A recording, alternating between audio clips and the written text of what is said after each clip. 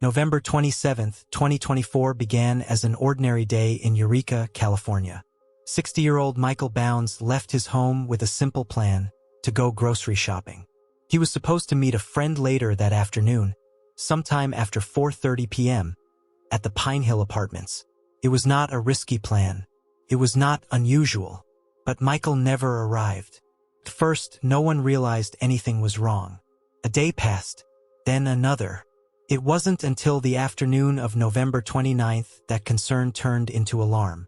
Michael's family reported him missing to the Eureka Police Department, setting in motion a search that would uncover a trail of unsettling details.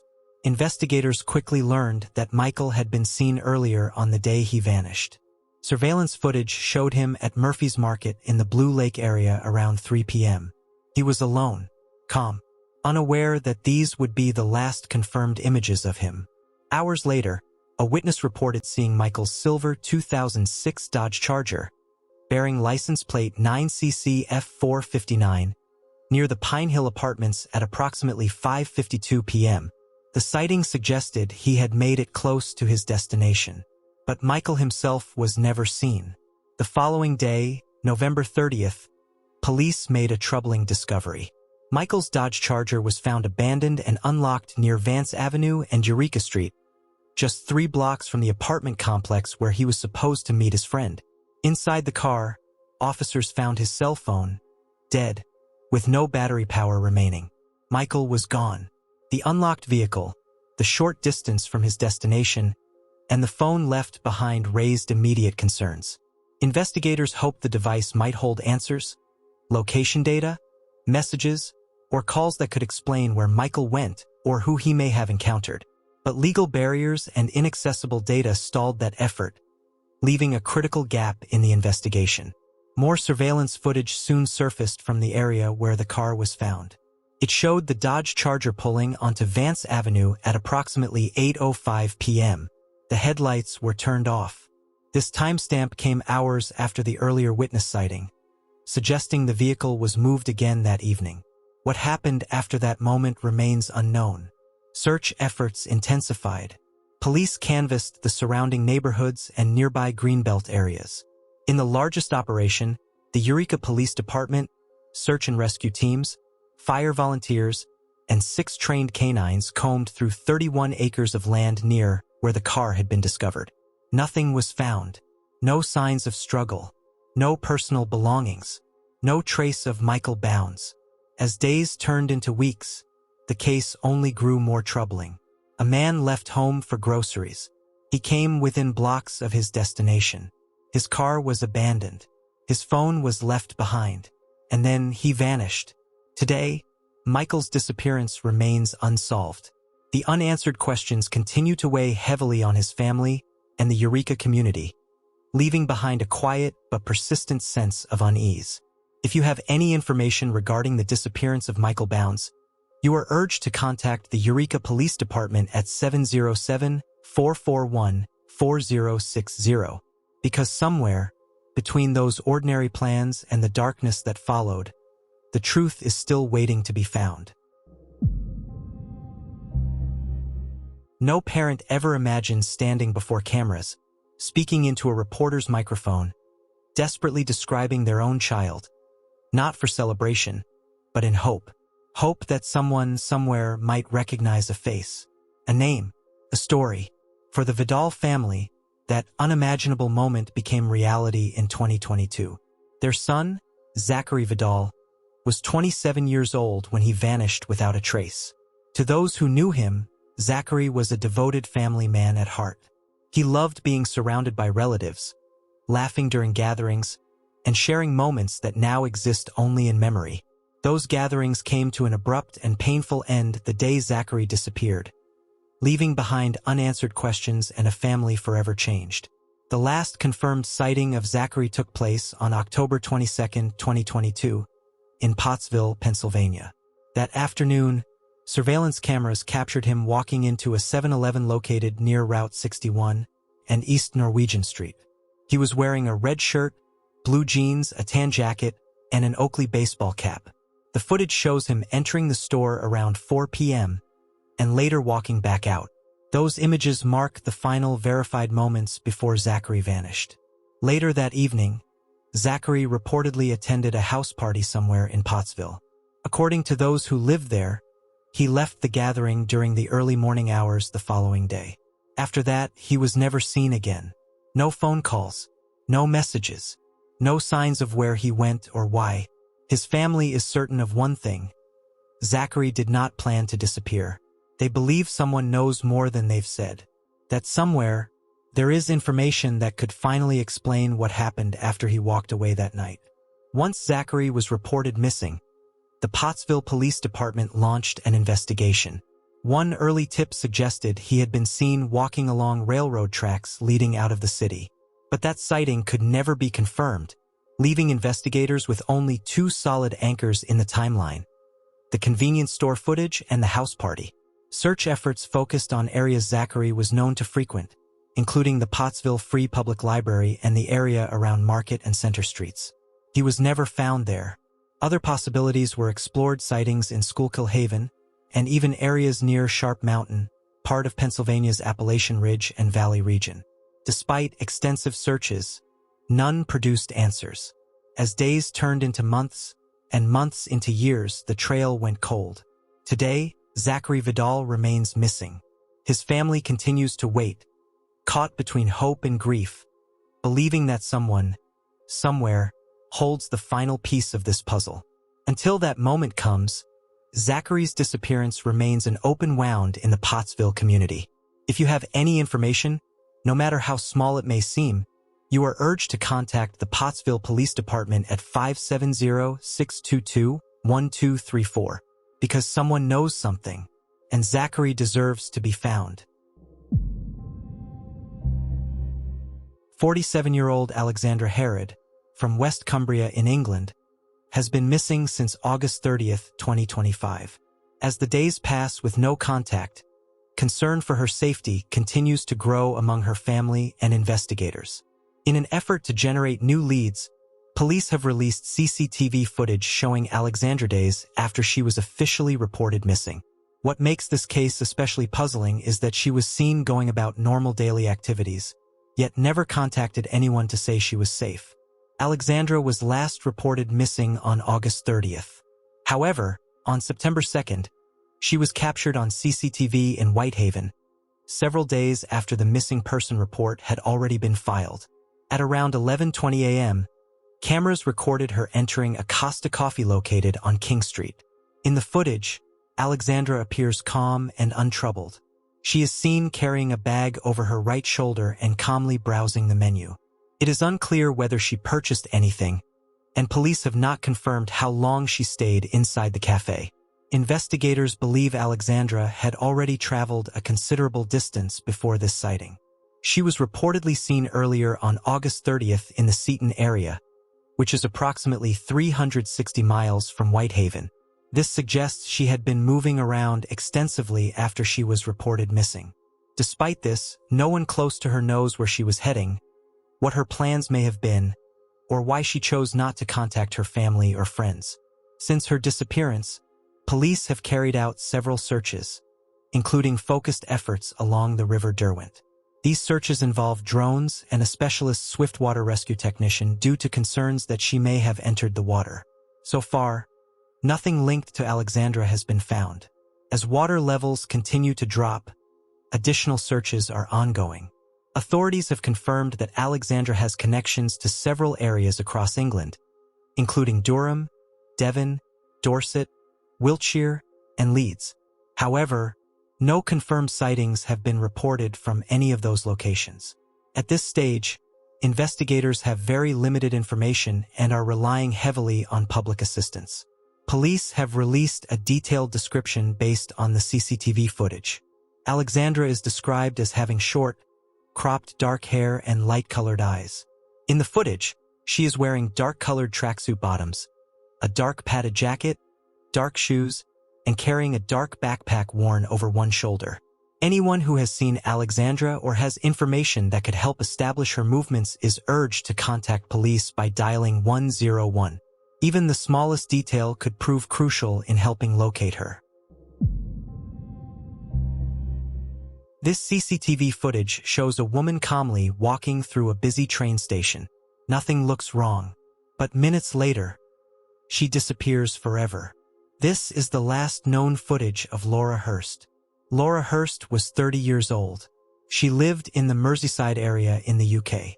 Friends describe her as quiet, independent, and familiar with the city. She wasn't running away. She wasn't known to be in danger. On the night of December 9th, 2025, Laura was captured on CCTV at Liverpool Central train station around 10 p.m. She appears calm. She's walking alone. No signs of distress. Then something strange happens.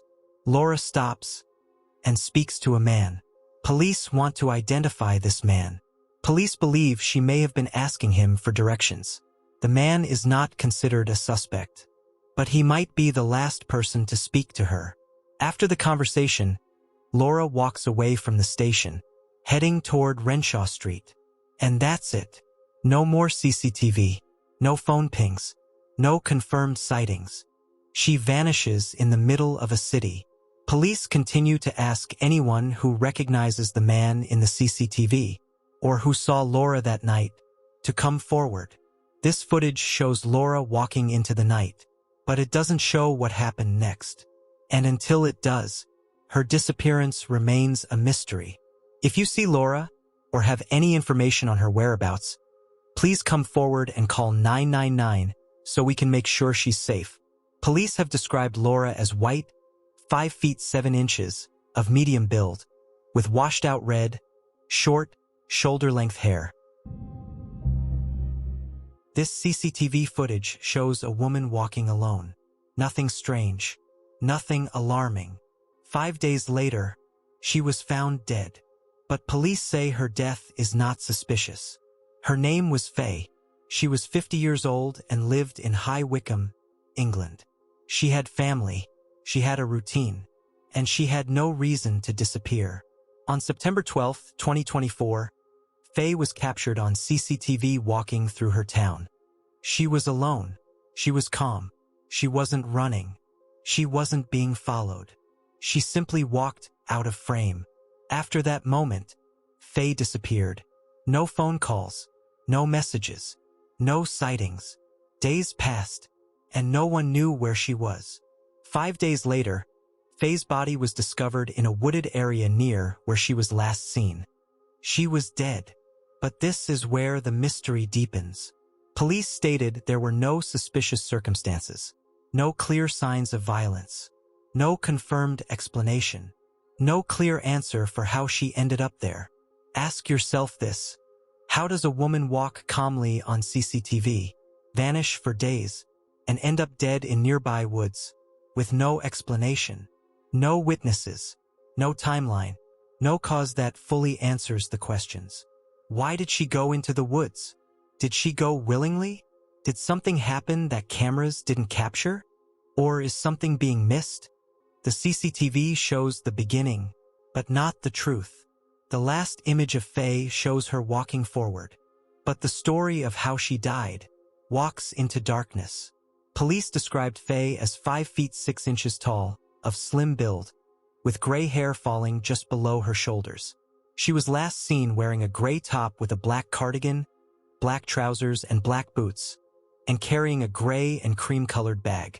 Police have asked anyone with information about Faye's whereabouts to come forward.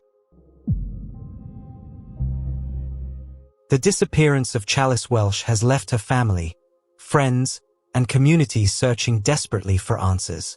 On the night of February 2nd, Chalice was dropped off at a birthday party at the Irving Embassy Suites around 10:30 p.m. She was later seen by friends getting into a car with an unidentified man. That moment became the last confirmed sighting of her. Inside the hotel where the party was held, Chalice's belongings, including her jacket, were left behind, suggesting she had planned to return. Her phone records provide another troubling clue. Around 12:23 a.m. on February 3rd, she made her last phone call, which coincided with her final Instagram post. Just minutes later, her phone stopped pinging, and by 1 a.m., it had been shut off. Investigators later learned the device had been tampered with, leaving it permanently inoperable. The seriousness of her disappearance became undeniable just 2 days later. On February 5th, her youngest child celebrated their first birthday, a milestone Chalice would never have willingly missed. Her absence that day was one of the strongest signs that something was very wrong. Details about her last known movements only deepen the mystery. According to her father, Jason Welsh, the family knows the identity of the man who picked her up from the party, though his name has not been made public. Referred to here as SD, the man told others that he and Chalice went to an apartment on Mandeville Lane in Dallas. But witnesses at the apartment complex later stated that SD arrived alone, with no sign of Chalice. When questioned, he claimed he didn't know what happened to her. Despite these contradictions, by November 2024, Chalice's mother, Kimberly Spinks, revealed that many of the people who attended the birthday party that night had still not been interviewed by police. This lack of progress has only fueled the family's frustration as they continue pushing for answers and greater public awareness. Jason Welsh has also expressed his fear that Chalice may have been exploited, though he has not shared specific details about why he believes this. While unconfirmed, his concern highlights the family's desperation and the grim possibilities surrounding her disappearance. A $7,000 reward has been offered for information that could lead to answers. Still, as of today, Chalice Welsh remains missing.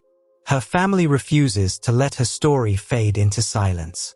They continue to demand answers, holding on to hope that someone, somewhere, knows the truth.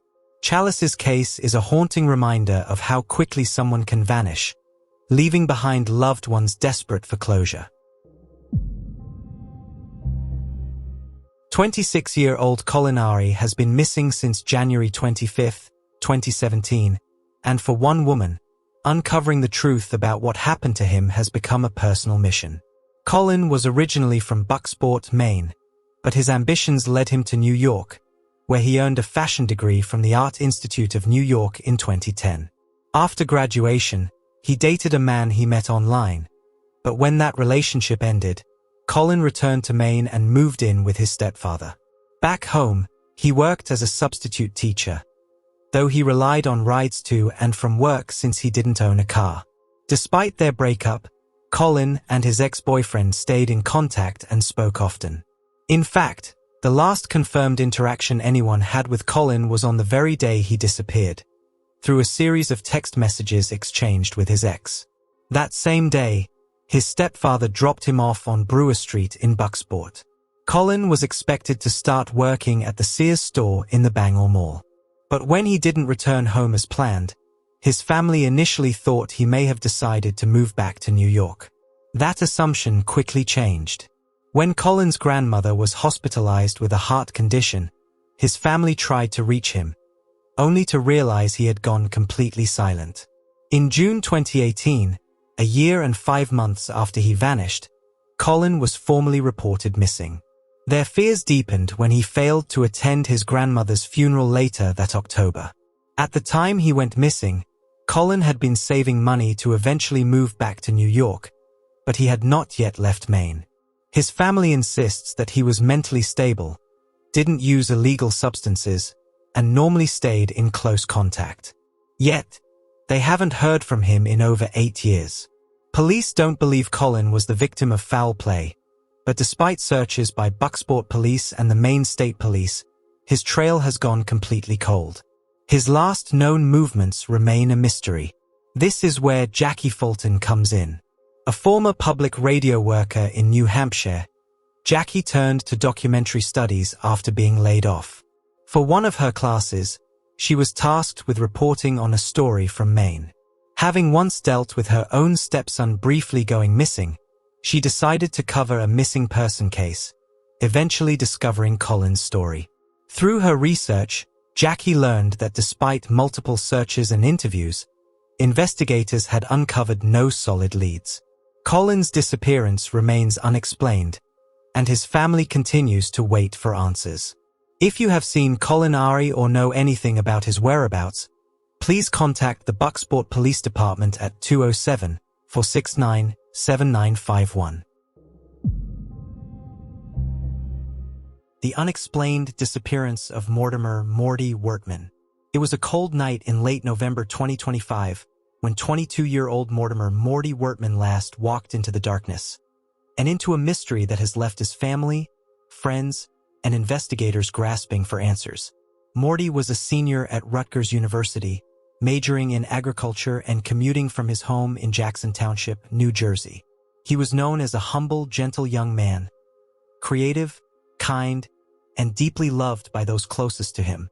His sudden disappearance, with no trace of where he may have gone, stunned his community. On the evening of November 21, 2025, surveillance footage shows Morty in a parking lot in Jackson Township, standing near the lot of the regional day school on Route 571, a road that borders the vast Collier Mills Wildlife Management Area, a thick forest of over 12,000 acres. It was about 10:30 p.m. when he was seen getting into a car with an acquaintance. This would be the last confirmed sighting of Morty alive. The next day, Morty didn't show up for anything. His friends and family tried calling, texting, and reaching out on social media, but there was no response, not even a hint of where he might be. Then his car, a vehicle he drove regularly, was found abandoned in that same parking lot near the regional day school. Inside, it was untouched and locked. The scene raised major red flags. Why would Morty get into a vehicle and then never return to it? Why was his car left behind in the exact place he was last seen? And most troubling of all, where was he? Local police classified him as missing and endangered, throwing all available resources into the search. Law enforcement teams, including the Jackson Township Police, the Ocean County Prosecutor's Office, Rutgers University Police, and state troopers, poured over the nearby woods with drones, K-9 units, search teams on foot, and aerial surveillance. They searched the dense Collier Mills Preserve, combing through underbrush, deep trails, and remote clearings. But no trace of Morty was ever found. What made the case even more alarming was the connection between Morty and the man seen with him on camera that night. According to Morty's family, the man who was seen getting into the car with him had previously threatened and harassed Morty, even reportedly chasing him in public earlier in the year. Morty Wertman's brother, mother, relatives, and friends all showed up at the Ocean County Courthouse wanting to hear from this man, Adam Zaluk, seen here in a mugshot. They believe that he is responsible for Morty's disappearance. They have learned that Zaluk was with the Rutgers student the night he disappeared. In July 2025, the same acquaintance was arrested after allegedly threatening Morty with a knife, vandalizing his car, and ramming into his vehicle with his own car. Despite the seriousness of that incident and the ongoing court dates, this man, named in local reports as Adam Zaluk, was released without bail and has not been charged in connection with Morty's disappearance.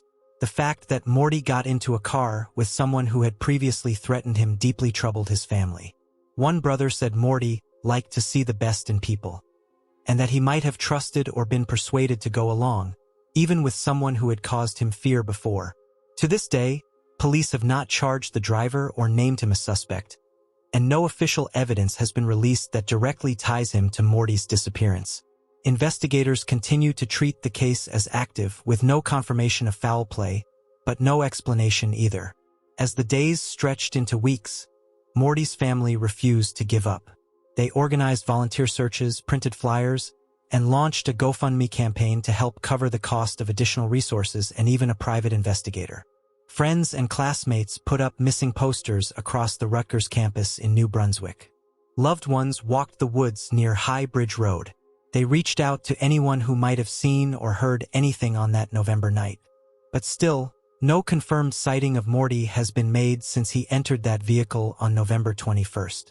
The uncertainty has taken a heavy toll on his community. Many say Morty would never voluntarily disappear. He had no history of running away, disappearing, or distancing himself from loved ones. He was days away from completing another semester, with summer plans and a future ahead of him. Investigators and family alike continue to urge anyone with information, even the smallest detail, to come forward. They believe someone somewhere might hold the key to what happened that night. As it stands today, the case of Mortimer "Morty" Wertman remains one of the most mysterious unresolved disappearances in the United States in 2025. a young man whose life simply stopped without explanation. Where did he go? What happened after that video cut out? And will the truth ever come to light? The search continues. September 10th, 1988. It was an unusually warm Saturday morning in Cheam, Sutton. 15-year-old Lee Boxall left his family home and stepped into the sunshine. He told his parents he was going to watch a football match at Selhurst Park. It sounded like a normal plan, a normal weekend. No one imagined it would be the last time they saw him. Lee never came home. Lee Darren Boxall was born in 1973. He was the eldest child of Peter and Christine. 2 years later, his sister Lindsay was born. The family had spent several years in Germany because of Peter's work on British military bases. In 1984, they returned to their home in Cheam. Lee was described as kind and thoughtful.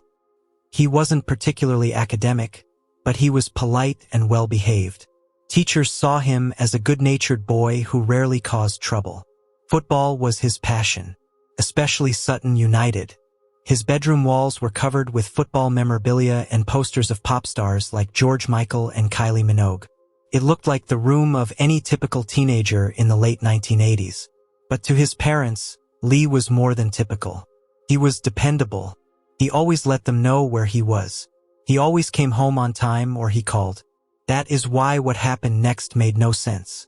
On the morning he disappeared, Christine left early to care for her mother. Peter dropped Lindsay off at a friend's house before heading out to do some shopping. Lee stayed home, still half asleep in his pajamas, sitting in an armchair. Later, he got dressed. He put on a white Fred Flintstone t-shirt, black jeans, and brown shoes. Then he left the house. He met his friend Russell, and the two walked around Sutton High Street. They visited shops and spent time at a local arcade. Around midday, Russell went home to watch horse racing on television. Lee stayed behind. That was the last confirmed sighting of him by someone who knew him. After that, everything becomes uncertain. One witness later reported seeing Lee at Sutton Station with an unidentified older man. This was never confirmed. Another person claimed to see him near a Tesco store at around 2:20 in the afternoon.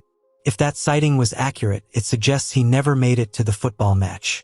As the evening passed and Lee did not return home, his parents began to worry. This was not like him. They contacted friends and relatives. When no one had seen him, they called the police.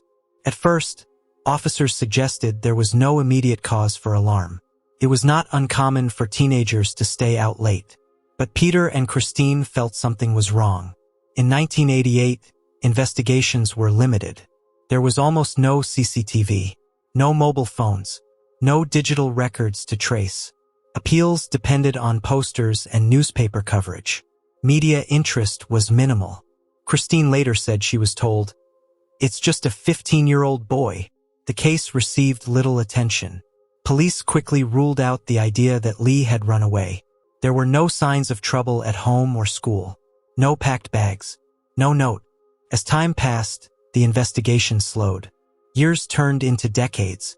Then, in 2013, the Metropolitan Police reopened the case. Attention shifted to an unofficial youth club known as The Shed, located in the graveyard of St. Dunstan's Church in Cheam. The club had been run by a gravedigger named William Lambert, who was later convicted of sexually assaulting underage girls. Detectives began exploring a troubling theory. They believed Lee may have visited the shed on the day he disappeared. It was suggested that he might have witnessed something inappropriate, possibly even tried to intervene. There were claims Lambert had boasted about killing Lee and burying him in the churchyard. Between 2013 and 2014, police carried out a large-scale excavation at the site. The search lasted nearly a year and cost around £1 million. But no remains were found. Lambert denied any involvement, and there was not enough evidence to charge him. The case remained unresolved. For Lee's family, the years that followed were filled with uncertainty. At first, Peter and Christine were afraid to leave the house together, worried Lee might return while no one was home. They never moved away. For decades, Lee's bedroom stayed almost exactly as it had been in 1988. His school blazer still hung in the wardrobe. His posters slowly faded on the walls. Only recently have their grandchildren's toys entered the room. Time has passed, but the absence remains. Christine later admitted that her search for answers sometimes meant her daughter Lindsay did not receive the attention she needed as a teenager. It is something she regrets. Lindsay, now an adult with children of her own, has said that growing up with a missing brother shaped her life in ways few can understand. For families of missing people, the hardest part is not knowing. No answers, no certainty, no closure.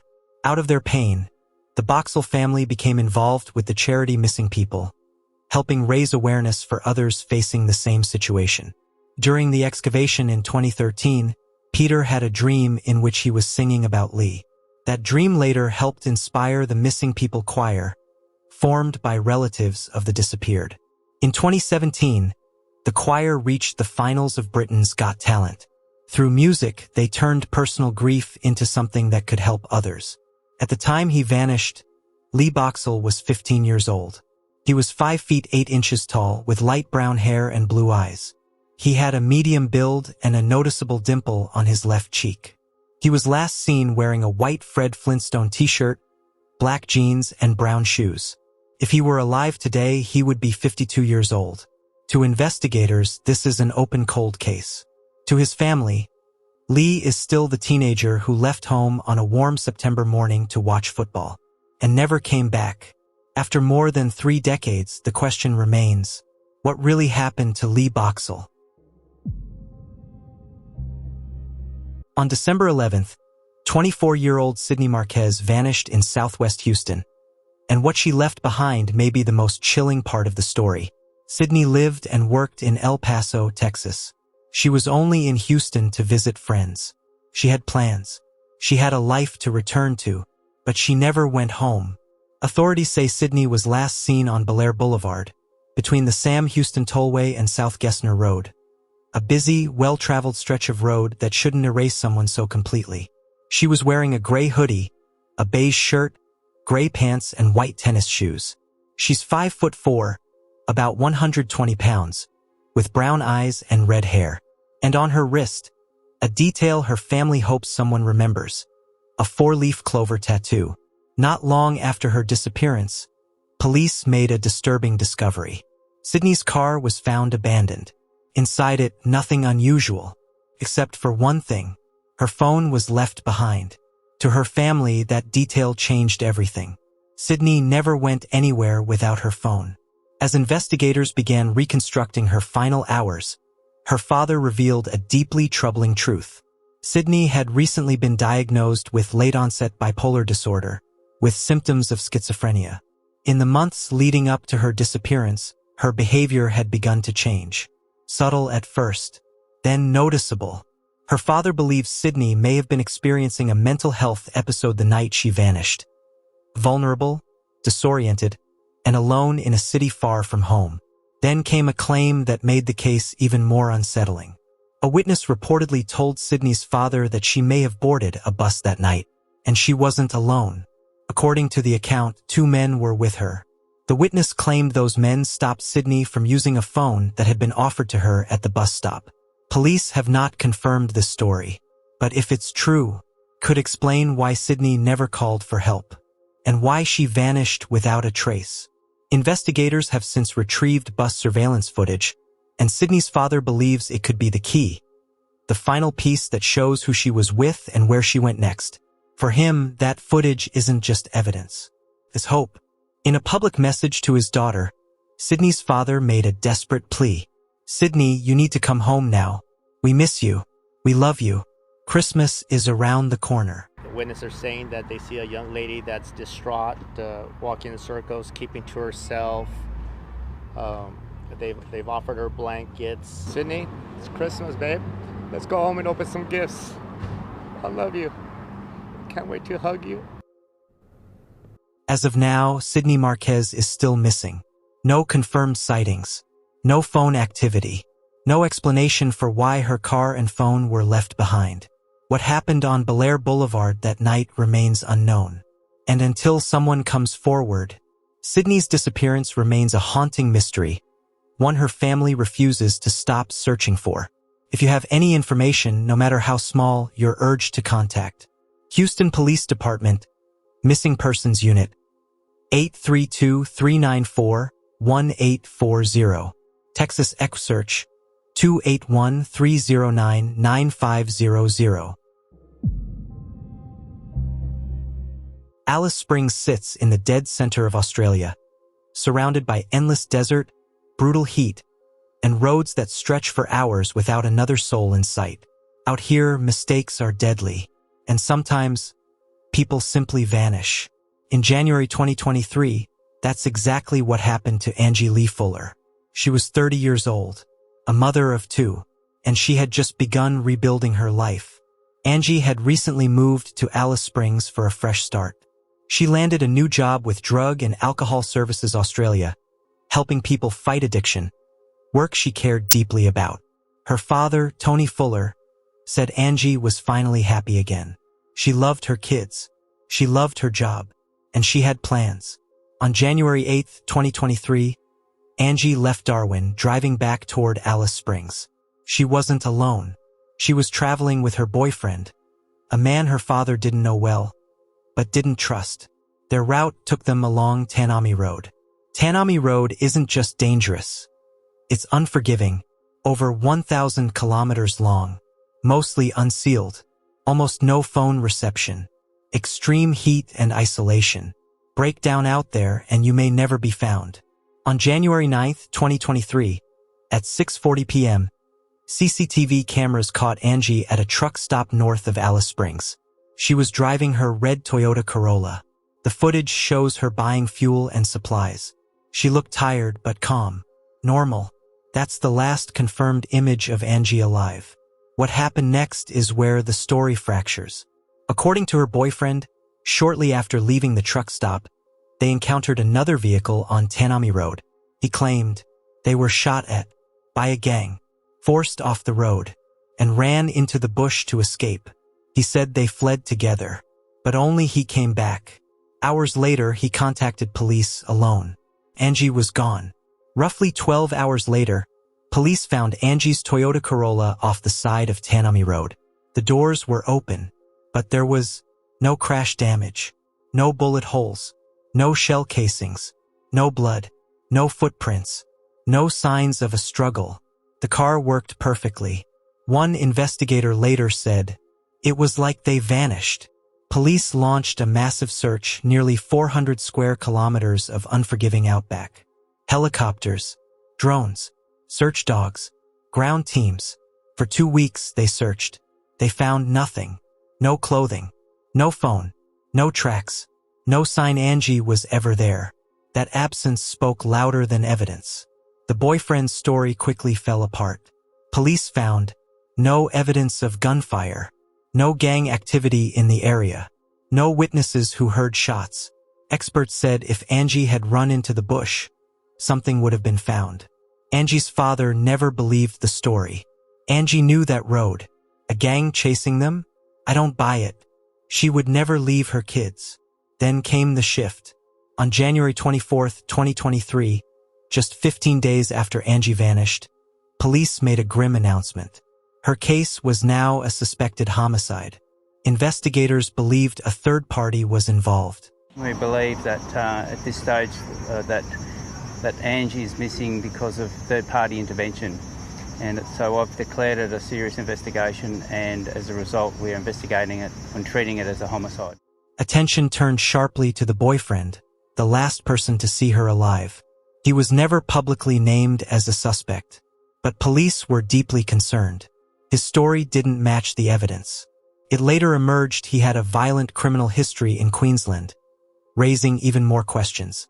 Still, police had no body, no witnesses, no proof. In May 2023, police released images of 2 vehicles believed to be in the area that night. Tips poured in. Every lead went nowhere. The outback stayed silent. Angie's children still ask when their mother is coming home. Her father refuses to stop searching. Someone knows what happened. Police agree. The things that are better for me now is my relationships with my family and my relationships with my children, and my life in general is just so much easier, and I have a better quality of life now. Life's good. In 2025, authorities doubled the reward to $500,000. Detective Superintendent Drew Slape said investigators are confident Angie was murdered. The only conclusion we can draw is that Angie was met with foul play. Police insist they will not stop. People don't just disappear on Tanami Road. Not without someone knowing why. Somewhere, in the desert or in someone's silence, the truth still exists. Until it comes out, Angie Lee Fuller remains missing. Anyone with information is urged to contact Crime Stoppers. June 12, 2021 was meant to be a joyful day for the Baker family as they gathered for a wedding. But one important person was missing. Daniel O'Neill Baker, the bride's father, had disappeared 2 days earlier. He has never been seen or heard from since. Daniel, known as Dan, began having trouble on June 8 while traveling by motorcycle along Highway 200. He was heading to Helena, Montana to attend his daughter's wedding when his motorcycle started to malfunction. Stranded on the roadside, Dan pushed the bike for some distance before a passing driver offered him a ride. The driver dropped Dan off in Potomac, Montana. Later, Dan's motorcycle, helmet, and keys were found there. The bike had minor damage, but nothing that clearly explained what happened next. The following day, Dan called his girlfriend Amy using a borrowed phone. He explained that he had accidentally left his own phone in the stranger's vehicle. He told Amy he was okay and said he had gotten another ride. Dan said he was heading toward the Poverello Center in Missoula, a nonprofit organization that provides food and shelter to people in need. On June 10th, Dan contacted Amy again, once more using a borrowed phone. He was still in Missoula, and the two were discussing how to get him to Helena in time for the wedding. During the call, Dan suddenly realized his wallet was missing. Amy could hear him asking someone nearby if they had seen it. The call then disconnected. That conversation was the last time anyone heard from Dan. Amy traveled to Missoula to search for him but found no trace. When Dan failed to appear at his daughter's wedding on June 12th, his family knew something was seriously wrong. Dan was very close to his family and would never miss such an important event. On June 14th, Daniel O'Neill Baker was officially reported missing. Around that time, Dan's wallet was discovered by grounds workers at the University of Montana, found in bushes near campus.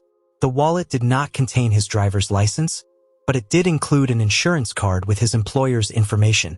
The workers contacted his workplace to report the find.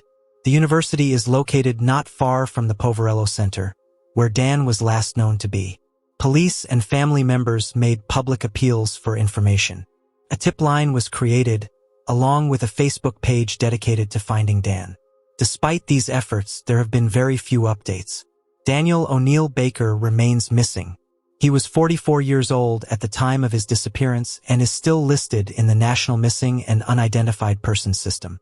Anyone with information is asked to contact the Missoula Police Department at 406-552-6300. Silence is often the first sign that something is terribly wrong.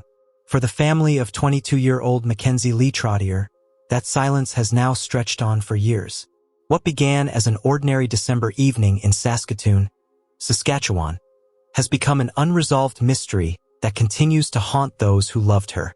Mackenzie was raised in Saskatoon by her parents, Paul and Gina Trottier, alongside her sisters, Sadie and Lauren.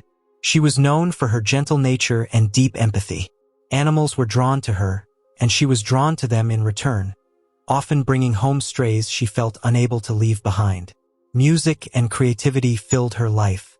She loved to sing, dance, and play guitar, and found peace in nature, especially at her family's cabin, a place she once called her favorite in the world. On the evening of December 21, 2020, Mackenzie was last seen leaving her parents' home in the College Park East neighborhood, near the 300 block of Trent Crescent. She told her family she would return for Christmas. There was no tension, no argument, no sign of fear. Those who saw her that night recall a young woman in good spirits, unaware that she was stepping into the unknown. At some point that evening, Mackenzie contacted her family through a video call while riding in a ride-hailing vehicle. She appeared calm and composed, showing no signs of distress. Investigators believe she was dropped off near the north side of Idylwil Drive, but what happened after she exited the vehicle remains a complete mystery. Christmas came and went without her. The absence was immediate and alarming. Mackenzie had never missed a family gathering without explanation. When she failed to answer calls or messages, her father searched the area where she was believed to have been dropped off, but found nothing. No belongings, no witnesses, no trace. By December... On the 24th of December, her cell phone went dead. No response and no activity on social media at all. She's been missing since just before Christmas. The Facebook group Find Mackenzie T was launched last week. The group is raising awareness about her disappearance.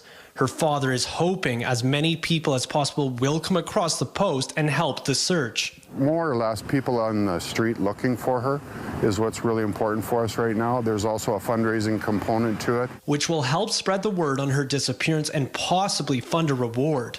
By December 30th, her family reported her missing to the Saskatoon Police Service.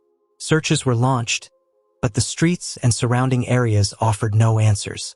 Days turned into weeks, and on January 15, 2021, police issued a public appeal, asking anyone with information to come forward. Her family refused to let her story fade. They organized rallies, launched poster campaigns across multiple provinces, and created a dedicated website and a Facebook group titled Find Mackenzie T. Thousands joined the search, yet no confirmed sightings emerged. In February 2021, the case took a troubling turn. Investigators released surveillance images of an unidentified man seen inside what appeared to be a convenience store. Authorities stated they wished to speak with him but stopped short of identifying him as a suspect. He was described as approximately 5 feet 3 inches tall, wearing dark clothing and a jacket with the word wilderness printed across the back. A composite sketch was later released, showing the man in a dark baseball cap with light facial hair. Later that year, police in Calgary announced that a woman matching Mackenzie's description had been reported multiple times in the downtown area. Hope briefly returned, but those leads ultimately led nowhere. What Mackenzie was wearing when she vanished remains uncertain. Her family says she often wore black yoga pants and a thick green jacket, carried a large purse, and wore noticeable makeup. She has green eyes, blonde hair shaved on one side, and distinctive piercings on her lower lip and left nostril. A tattoo on her right ankle and damaged front teeth further set her apart. At the time of her disappearance, she stood about 5 feet tall and weighed approximately 145 pounds. Investigators have stated that there is no confirmed evidence of foul play, yet the complete absence of contact remains deeply unsettling.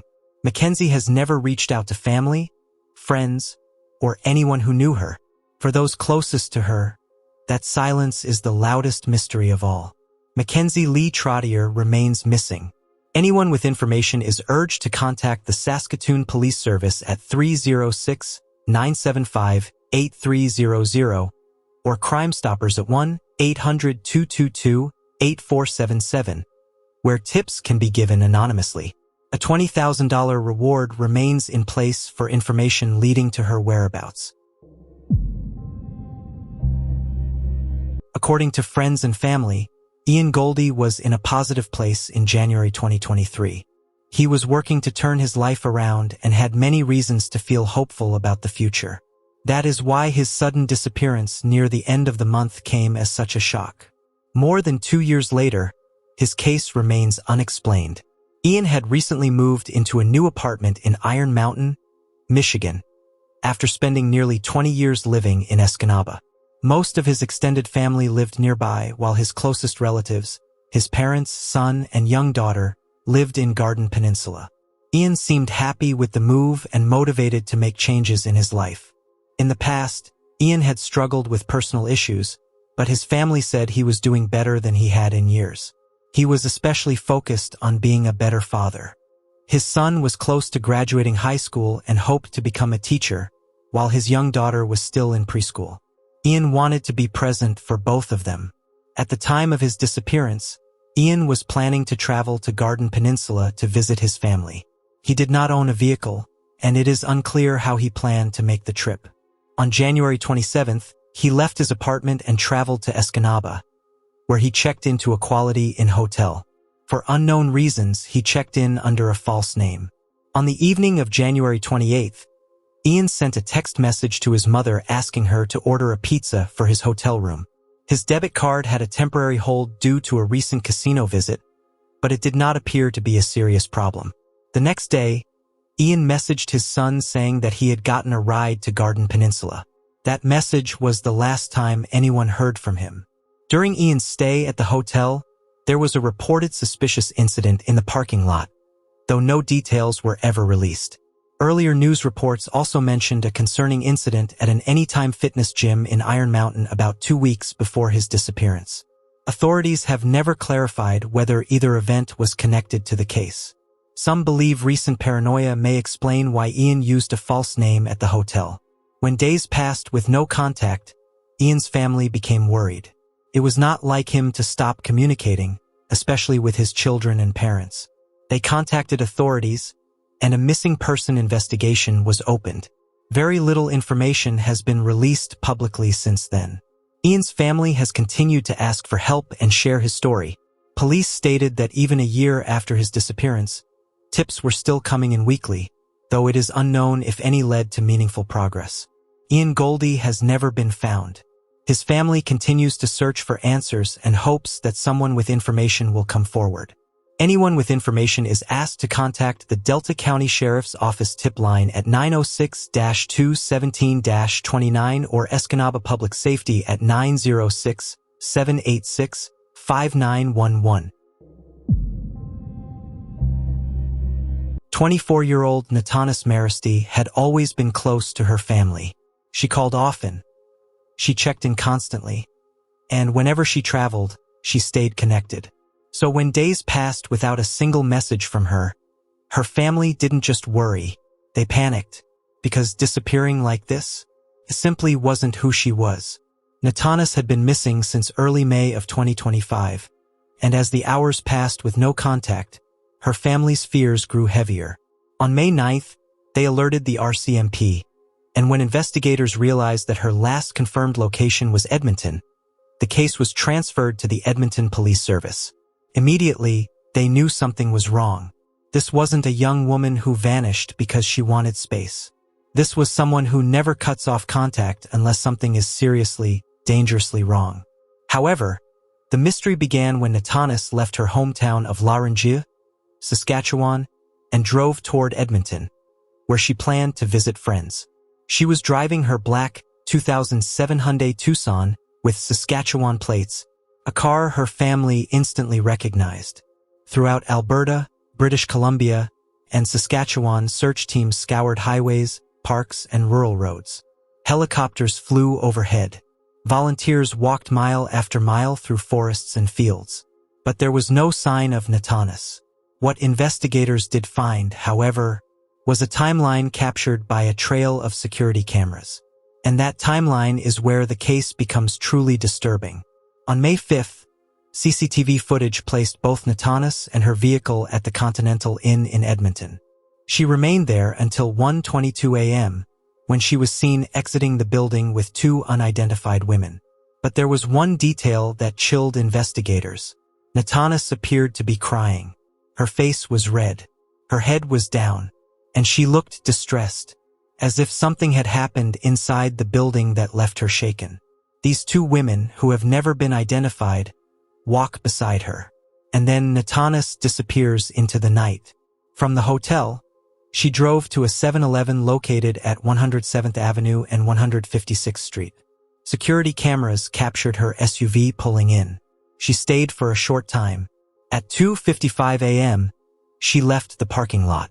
This is the very last confirmed sighting of Natanis herself.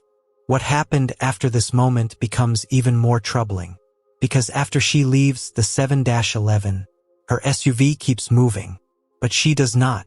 Investigators tracked her vehicle as it traveled across provinces. Not once, not twice, but for days. After leaving Edmonton, The vehicle headed east toward Sherwood Park. Then it continued through smaller communities, Buck Lake, Nordegg, before eventually reaching the area of Lake Louise, nearly 300 miles away. Her family says she would never have made this trip willingly. She had no plans there, and no reason to vanish that far from Edmonton. Someone else was likely driving. We want her home. She is loved. She did not deserve this. Family who dearly misses her want her home. The search for Natanis Marasti has been on for more than 2 months. The 24-year-old member of Peter Ballantine First Nation was reported missing from her home in Saskatchewan, with the last confirmed sighting of her in West Edmonton on May 5th, first at the Continental Inn and then a nearby 7-Eleven. She hasn't been seen since, but police traced the movements of her vehicle, traveling west to BC and onto a ferry to Nanaimo, then returning to the Edmonton area, continuing to Lloydminster and into Saskatchewan. The car was found abandoned and repainted silver in James Smith Cree Nation. That was on May 15th. The next day, the SUV was recorded passing through British Columbia. Then, on May 7th, it boarded a ferry bound for Vancouver Island. Someone had driven her vehicle through multiple provinces, boarded a ferry, and traveled for hours across the water, with no sign of Natanis anywhere. 3 days later, the SUV left the island and was driven back toward Edmonton. Then, on May 12th, it was spotted west of Lloydminster, near the Saskatchewan-Alberta border. Hours later, it vanished. The vehicle was eventually recovered on the James Smith Cree Nation in Saskatchewan. But when officers found it, something was disturbingly wrong. The SUV had been spray-painted silver. Whoever was driving it didn't just abandon it. They tried to disguise it. Inside, there was no sign of Natanis. The vehicle was seized and is still undergoing forensic analysis. A crucial piece of evidence remains the surveillance images from the Continental Inn. In these frames, Natanis stands beside 2 women. One appears to hold her arm, and Natanis looks upset, wiping tears from her face. Investigators have publicly pleaded for these 2 women to come forward. So far, they haven't, and no one has identified them. Who were they? Friends? Witnesses? Or something far more troubling? Until they speak, one of the most important parts of the timeline remains incomplete. For Natanis' family, each day that passes without answers feels heavier than the last. They say she would never disappear like this. Not voluntarily, not silently, and the fact that her vehicle traveled hundreds of miles while she vanished from view raises terrifying questions. Someone knows what happened. Someone saw something. And someone may have been driving that SUV for nearly a week. Anyone with information, no matter how small it seems, is urged to contact the Edmonton Police Service at 780-423-4567. Even the smallest detail could help investigators understand what happened between the early hours of May 15th and the moment her SUV was found, disguised and abandoned. Until then, the disappearance of Natanis Marasti remains one of the most unsettling missing persons cases of 2025, a mystery stretched across thousands of miles, captured on camera, yet still without answers. A late-night crash, a deployed airbag, a young man walking into the darkness, and then nothing. 25-year-old Tyler Bojanowski has not been seen since February 2026. What began as a car accident has now become a baffling disappearance, one that has left his family searching for answers in silence. Tyler was 25 years old. He had survived a serious car accident in the past, one that left him with a traumatic brain injury. Since then, his mother, Nicole, had been caring for him. Despite the challenges he faced, Tyler was trying to live his life. According to his mother, he seemed normal in the days before he vanished. There were no warning signs, no distress in his voice, no indication that something was wrong. Nicole last spoke to Tyler on February 4th. They exchanged text messages.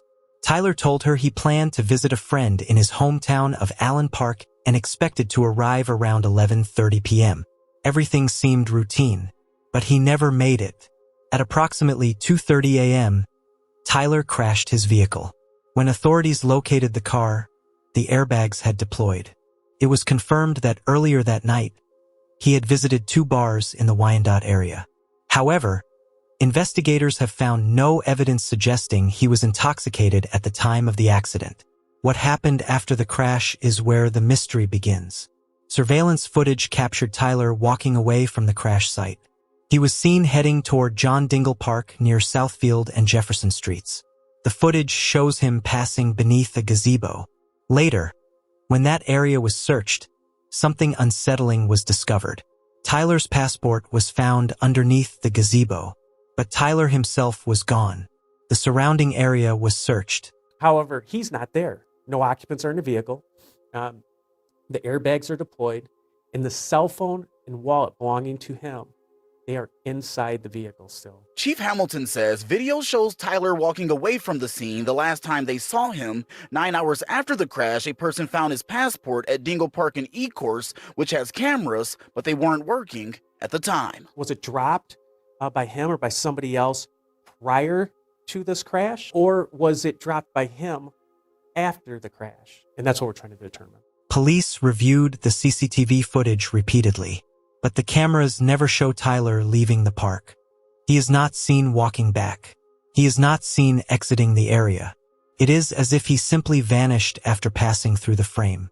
One possibility investigators have considered is that Tyler suffered a second head injury during the crash. If that happened, he may have become disoriented, confused, unaware of where he was going. But this remains unconfirmed. Search teams have covered the park and surrounding areas extensively. Drones searched from the air. Volunteers searched on foot. The Coast Guard assisted in water searches nearby.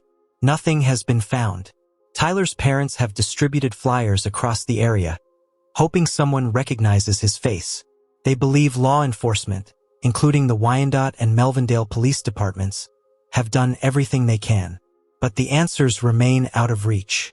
Today, I've felt the worst because hearing that just out loud 1 week that my son has been missing, it just does not sound like reality. Tyler's mom, Nicole Dillon, is leaning on her friends and family, many of them coming out to search every corner of where her son was last seen. For Nicole, every day without news is another day of uncertainty. Another day without knowing whether her son is safe or where he went after walking beneath that gazebo. Why was his passport with him that night? Why leave it behind? Did someone encounter him inside the park? Did confusion lead him somewhere unseen? Or did something more sinister happen in those early morning hours? A crash is supposed to be the end of a journey. For Tyler Bojanowski, it became the beginning of a mystery. Somewhere between a damaged car and a quiet park gazebo, a 25-year-old man disappeared. And until someone comes forward, that night in February 2026 remains unfinished. If you have any information regarding Tyler's whereabouts, you are urged to contact the Wyandotte Police Department at 734-324-4405. On a quiet January night in 2026, a woman finished her shift at a gas station in small-town South Carolina. She never made it home. 49-year-old Sabrina Hines vanished without a trace. And despite surveillance footage, a recovered vehicle, and weeks of searching, no one knows what happened after 10 p.m. on January 28th. Sabrina Hines was a mother, reliable, responsible, consistent. She worked at a Shell gas station in Winsboro, located along South Carolina Highway 200. According to her family, she had no known medical issues. She wasn't the type to disappear. She wasn't the type to miss work, which is why her absence raised alarms almost immediately. At approximately 10 p.m. on January 28th, Sabrina was seen on surveillance cameras inside the Shell station. The footage shows her working, moving normally. Nothing appeared out of place. She was expected to return home later that evening, but she never arrived. When Sabrina failed to report for her next scheduled shift, her supervisor knew something was wrong. She had been driving a company vehicle, a Honda SUV equipped with GPS tracking. Police requested the GPS data. The signal led them to the shoulder of Interstate 77 in Richland County. The vehicle was parked along the roadside, but Sabrina was gone. Inside the SUV, investigators found several of Sabrina's personal belongings. Her phone was still there. Nothing immediately suggested a struggle. The vehicle was turned on, but the engine was not running. Some believe the car may have run out of gas. If that's true, it raises a chilling question. Did someone stop to help her? And if they did, what happened next? Sabrina's daughter, Sage Goodwin, has publicly said she does not believe her mother pulled over by choice. She believes something forced her off the road.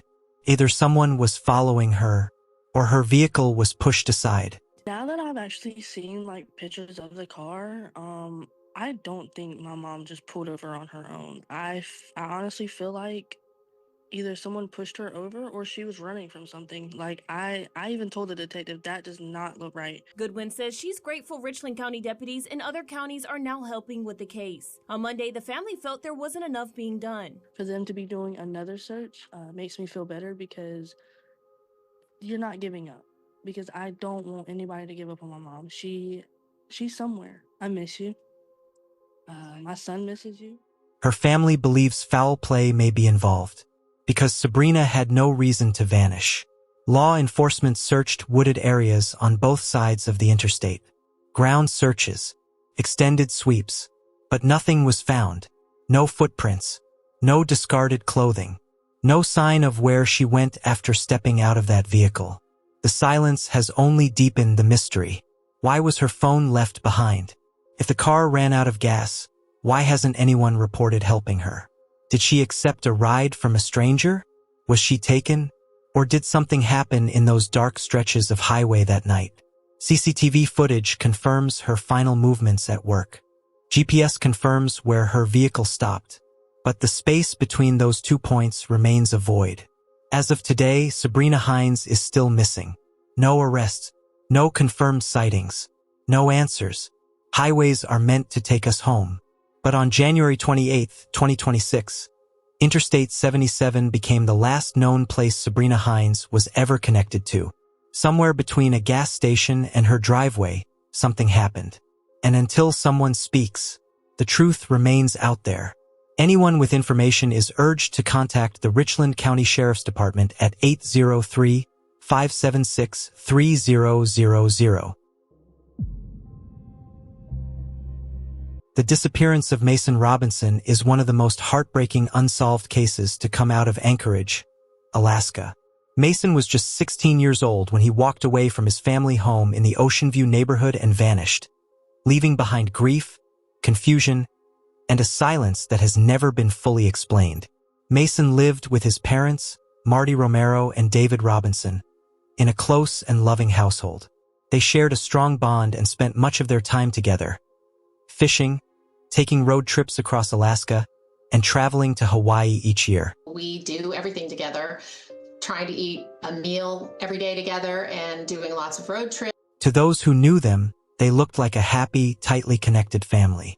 But beneath the surface, Mason carried deep emotional pain. He had experienced significant loss at a young age, including the death of his brother and several other close relatives. These repeated tragedies affected him deeply and led him to quietly struggle with grief and questions about life that he rarely spoke about. Mason was homeschooled and had been diagnosed with ADHD. He spent most of his time at home, often playing video games, which became a safe place for him. Over time, however, he began drinking alcohol in secret, later admitting it helped numb his emotional pain. His parents were understanding of his struggles but knew the behavior could not continue. I think the alcohol, as he explained it to us, was a numbing agent for him. It made him not as depressed. It made him not think about all of those bad things. Still, they couldn't condone it. You know, we're not going to just let somebody who's having issues with alcohol and who's a minor drink. We can't. On the morning of May 18th, around 6 a.m., everything changed. Mason's parents found him in the kitchen, intoxicated and heating a pizza. When confronted, Mason became upset, threw his plate on the floor, and went to his basement bedroom. I went down to the kitchen and he was heating up some pizza in a microwave and he was visibly impaired, and so I asked him about it, and he threw his plate of pizza and broke it and stormed downstairs where his room is. Soon they realized Mason had gone out the basement door and wasn't answering their messages. Soon after, his parents realized he had left the house through the basement door. A neighbor's security camera later captured Mason stumbling down the street. While on camera, he sent a final text to his parents saying he didn't need them. Moments later, a loud sound was heard as he smashed his phone behind a tree. The broken phone was later recovered in that exact spot. At first, his parents believed Mason would come back once he calmed down. He had never run away before. He left without money, identification, medication, or personal belongings. But days passed, then weeks, and Mason never returned. 6 months later, on November 1st, Mason's birthday, his mother received a text from an unknown number that read, "Long time no see. I hope you are all right." The phrase was deeply personal, something Mason often said at home. She replied immediately, but no response came. Another message arrived on Mother's Day from a different number, again with no follow-up. While it was never confirmed to be Mason, the messages felt genuine and familiar to his parents. Investigators have followed multiple leads, including the possibility that Mason traveled to British Columbia, Canada, or California. His parents believe he may have formed an online connection with someone who offered him help or shelter. Through it all, Marty and David have remained unwavering. They want Mason to know he is loved, missed, and welcome home, without anger or judgment. They repaired his broken phone, hoping one day to give it back to him in person. A $10,000 reward is still being offered for information that leads to Mason being found alive. But more than anything, this case is about a family still waiting, still hoping, and still believing that one day, the silence will finally end. Mukilteo is known for its peaceful shoreline, historic lighthouse, and quiet neighborhoods overlooking Puget Sound.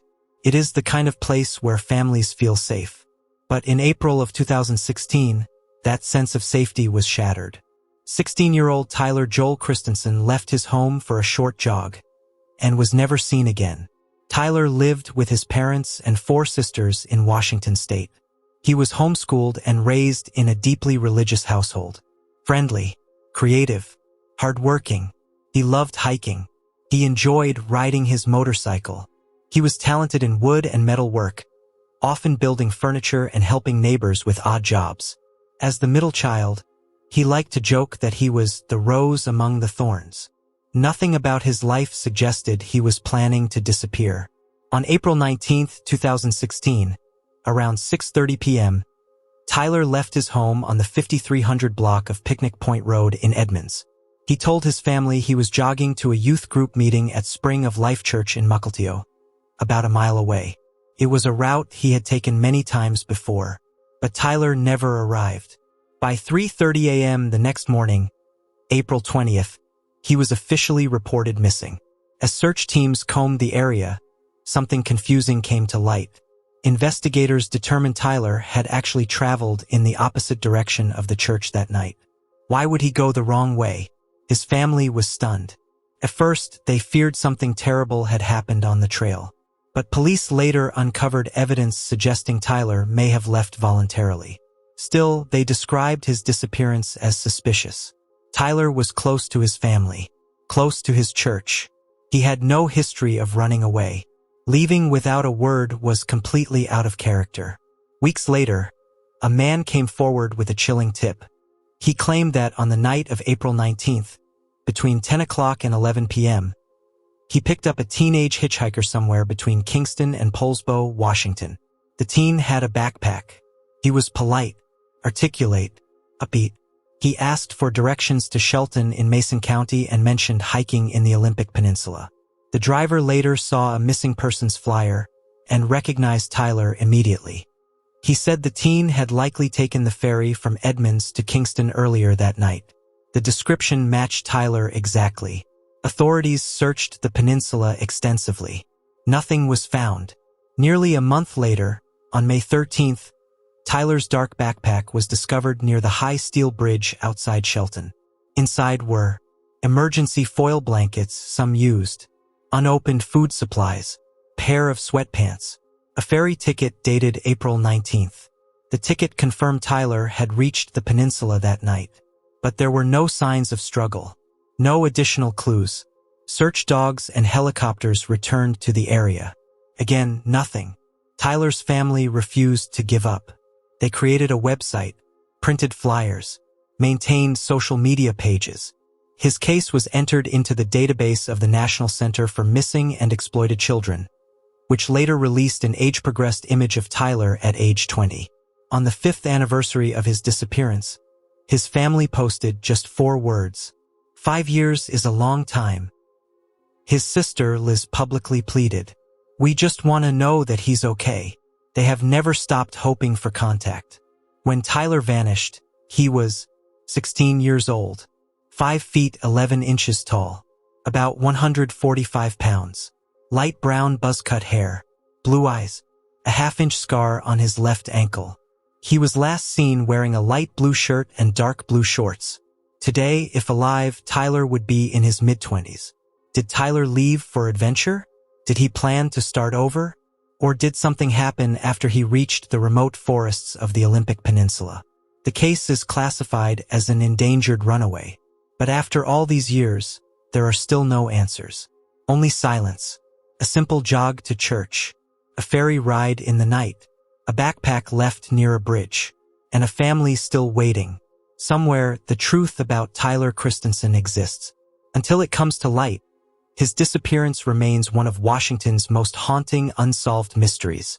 Anyone with information about Tyler's disappearance is urged to contact the Snohomish County Sheriff's Office at telephone receiver 425-407-3970. One tip could finally bring answers home. The mystery of Ellen Greenberg. The case of Ellen Greenberg remains one of the most troubling and debated mysteries in modern American true crime. What began as a heartbreaking discovery inside a Philadelphia apartment in January 2011 slowly turned into years of controversy, unanswered questions, and a family's relentless search for the truth. Ellen was a 27-year-old school teacher known for her kindness, dedication, and love for her students. She had plans for the future and was engaged to be married. On the evening of January 26, 2011, her fiancé, Sam Goldberg, called 911, saying he had found Ellen on the kitchen floor, badly injured, with a knife still in her chest. During the call, he suggested that she had harmed herself, an assertion that would soon be questioned by many. An autopsy was performed the next day by Dr. Marlon Osborne. He documented 20 stab wounds and several bruises in different stages of healing. Based on these findings, he initially ruled Ellen's death a homicide. However, investigators quickly focused on the idea that Ellen had taken her own life, pointing to a swing bar latch on the apartment door that appeared to be locked from the inside. Because police believed there was no sign of outside involvement, the apartment was released without a full forensic examination. By the time further review was considered, the scene had already been cleaned, and potential evidence was lost forever. Not long after, Dr. Osborne changed the manner of death to suicide, and the case was closed. Ellen's parents, Josh and Sandy Greenberg, refused to accept that conclusion. They believed the physical evidence did not match the ruling and began a long legal and investigative battle to reopen the case. Independent forensic experts later reviewed the evidence and raised serious concerns. Some noted signs that Ellen's body may have been moved. Others pointed to neck injuries that suggested possible strangulation. Questions were also raised about whether the door could have locked itself and whether early police reports were accurate. Phone records and timelines only added more uncertainty. Public interest in the case grew, with hundreds of thousands of people supporting calls for a new investigation. Years later, in a dramatic turn, Dr. Osborne revisited the evidence and stated that he no longer believed Ellen's death was self-inflicted. He formally acknowledged that key details had been unclear and that the original conclusion may have been wrong. Although the case has not been fully resolved, the city later agreed to a settlement and a review by the medical examiner's office. Ellen's death certificate has not been officially changed, but the doubt surrounding the ruling remains. Today, the mystery of Ellen Greenberg is still unresolved. What happened inside that apartment on that winter night remains unknown. What is certain, however, is the unwavering determination of her family, whose fight ensured that Ellen's story would not be forgotten, and that questions of truth, justice, and accountability would continue to be asked. The strange case of Kylie Ariano. The disappearance of Kylie Ariano has left a lasting sense of fear and uncertainty in the quiet lakeside town of Garden City, near Bear Lake. Kylie was only 15 years old when she vanished, leaving behind a grieving family and a mystery that remains unsolved. Kylie and her family had moved to Garden City in May 2023, hoping for a peaceful new beginning. She lived with her mother, Stephanie Coleman, and her younger sister. The three were close, sharing a quiet, supportive home. Kylie was known as a gentle and creative teenager. She loved painting and often expressed her emotions through art. She also enjoyed cooking with her mother, especially during the holidays, when they made homemade tamales together. Small, thoughtful gestures, like hand-making birthday cards, reflected her caring nature. Despite her kindness, Kylie struggled emotionally. She had been attending therapy and had experienced a deeply upsetting event the year before she went missing. There had been one earlier time when she left home on her own, but she returned quickly. Because of this, her later disappearance was first believed to be voluntary, until the details no longer made sense. In the days leading up to May 29th, unusual signs appeared. Kylie began receiving money through PayPal from an unknown person, along with gifts sent to the house. On the day she disappeared, she bought a skull-decorated suitcase from a thrift store, an act that later felt deliberate. That night, while her mother was away, Kylie sent a final text at around 9:44 p.m., simply saying good night and expressing love. Minutes later, her phone shut off. Device data later showed activity around 10:37 p.m., then nothing. When Stephanie returned home the next day, Kylie was gone.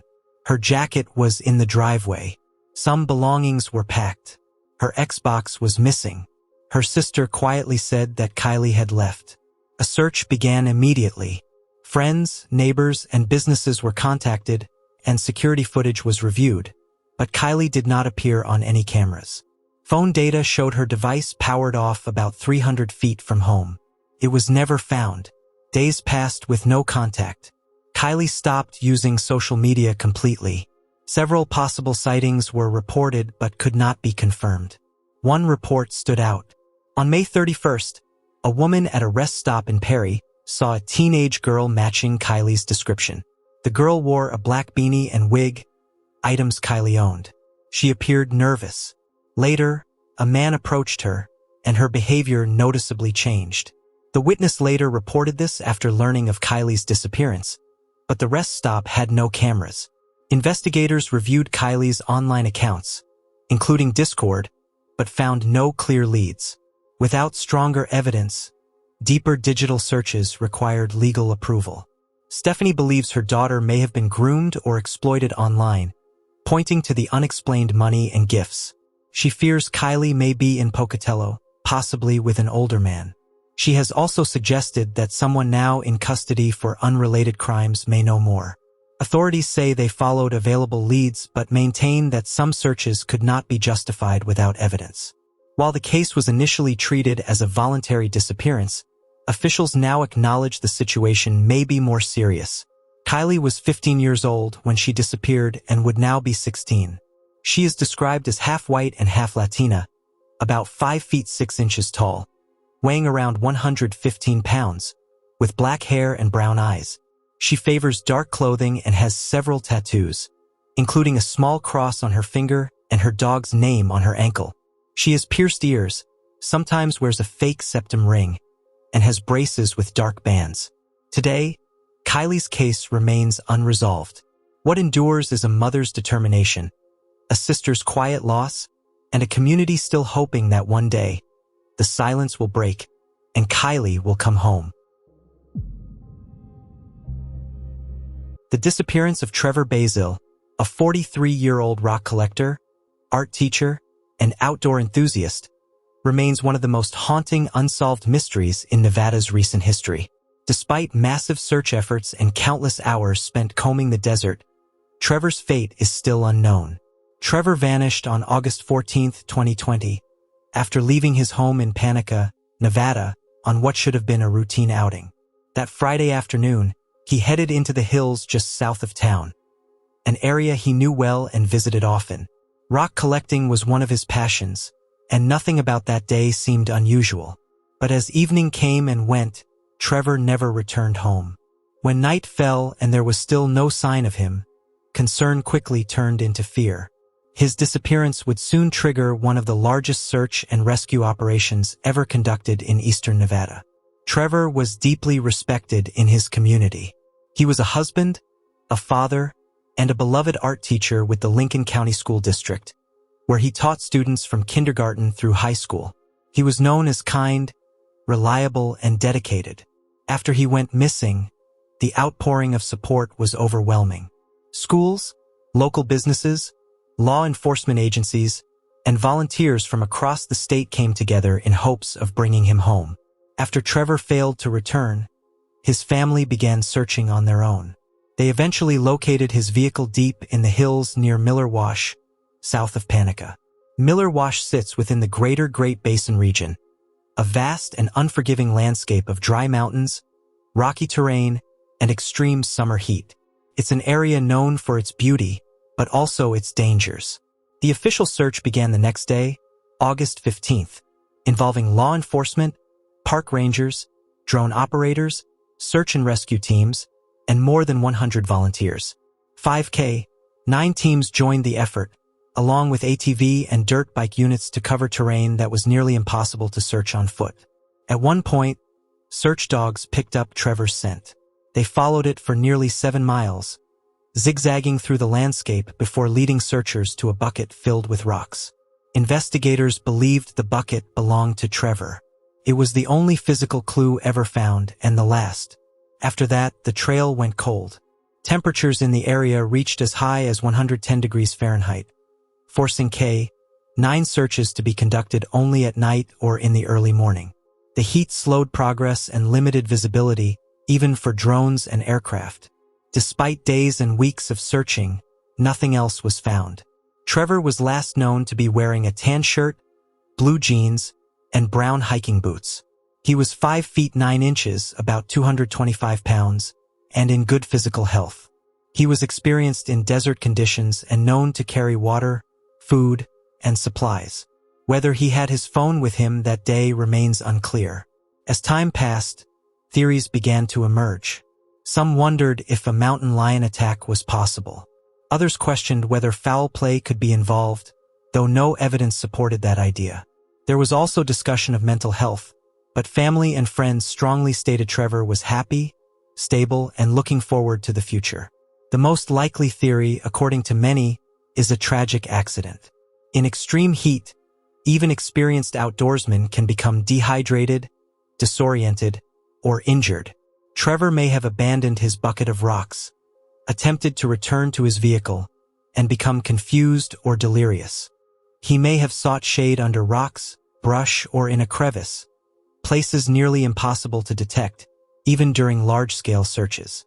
This case echoes other chilling disappearances, including that of Maurice Doc Domitz, another rock collector who vanished in Colorado in 1981 and was never found.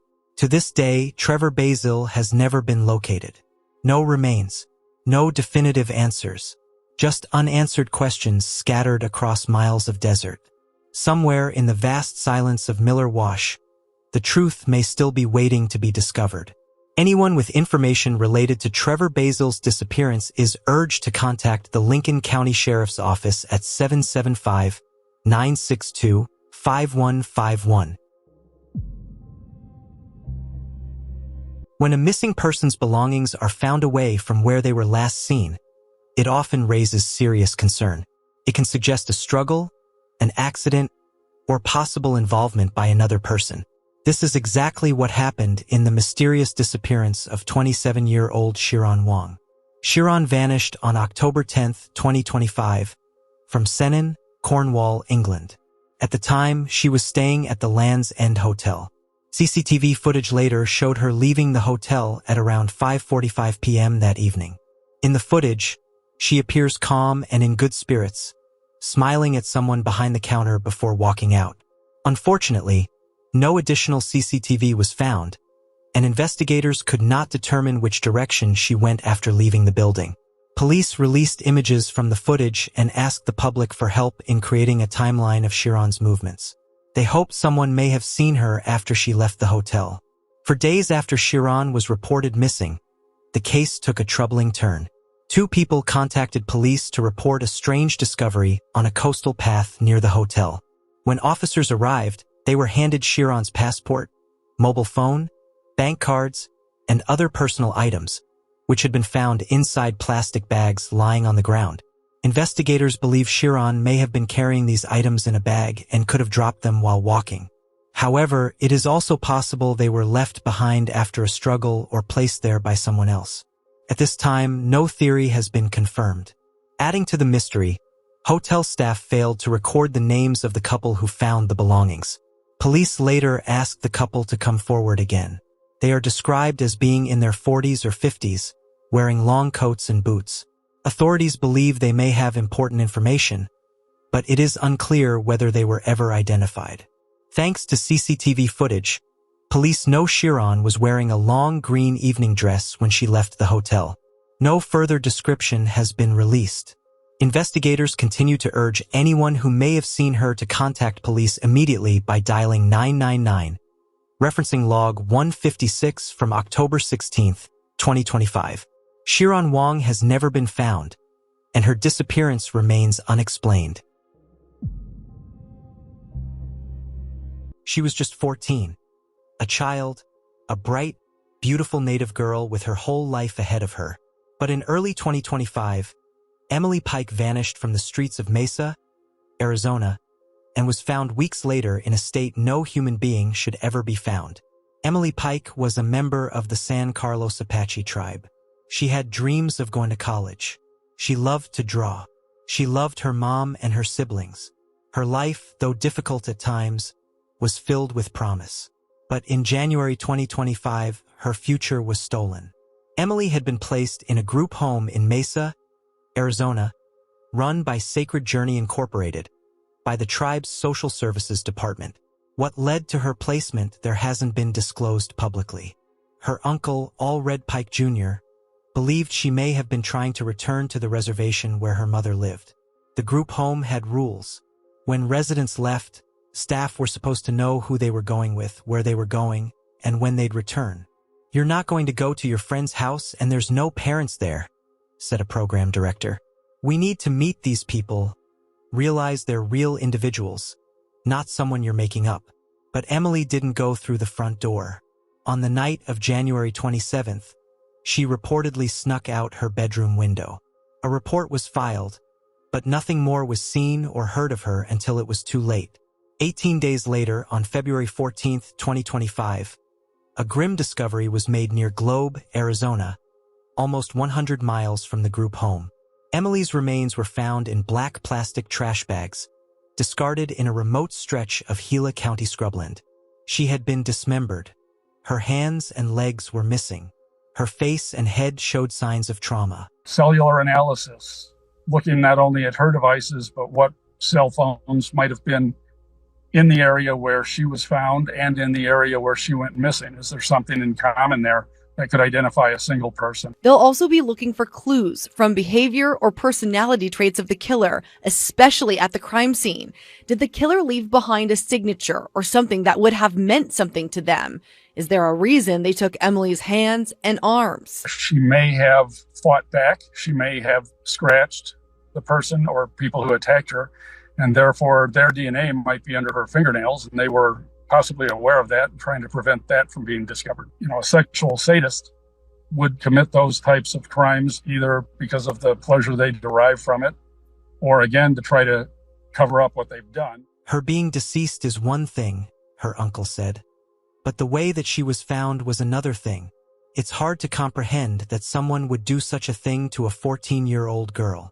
The Gila County Sheriff's Office the San Carlos Apache Tribal Police, and the Bureau of Indian Affairs immediately launched a homicide investigation. 3 suspects were quickly identified, but no one has been arrested. The San Carlos Apache tribe offered a $75,000 reward for information leading not just to an arrest, but to a conviction. Emily's death triggered grief that rippled across Arizona. Vigils were held in Mesa and on the San Carlos Reservation.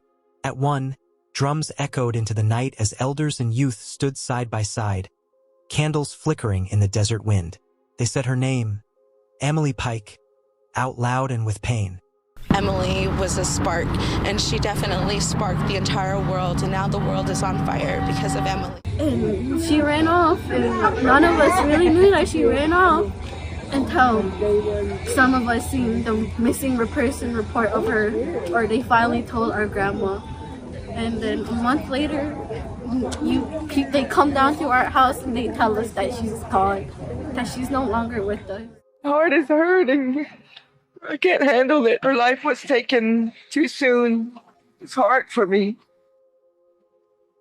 Hard for me. Imagine what happened to her. A cry for justice rose in a country where Indigenous girls and women disappear far too often, their cases dismissed or ignored. And Emily's death raised deeper questions. Why was she placed in that group home to begin with? Had her previous escape attempts been taken seriously? Could more have been done to protect her? The Arizona Department of Child Safety opened a licensing inquiry into Sacred Journey Incorporated, looking at how Emily's care was handled. Her family wants answers. Her community wants change. But most of all, they want justice. Allred Pike Jr. says he wants people to remember who Emily really was.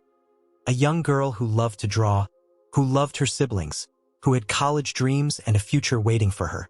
Even though life was difficult at times, she had goals, a full life ahead of her, and someone ended that. Today, in April 2025, the case remains active. Investigators say there are 3 suspects, but still no arrests, no charges. Law enforcement is urging anyone with information to come forward. If you know anything at all, about what happened to Emily Pike, call the Gila County Sheriff's Office or reach out to the San Carlos Apache Police. Your voice could bring justice to a girl who had hers taken away. Emily Pike's death is more than a tragedy. It's a mirror held up to the failures of a system meant to protect. It's a story of grief, injustice, and hope that someone will speak. She mattered. She still matters. And her story isn't over. Nikki Chung Saley McCain was last seen in 2024. After visiting her brother-in-law in the hospital, she vanished without a trace, and her sisters began a campaign to find out what happened to her. Nikki was 41 years old at the time of her disappearance. Her sisters described her as very outgoing and funny, the kind of person they would turn to when in need. She had been married to her husband for 16 years, and they had 4 children together. However, the relationship wasn't a good one. There had allegedly been many fights, including one in December 2023 that left Nikki in the hospital.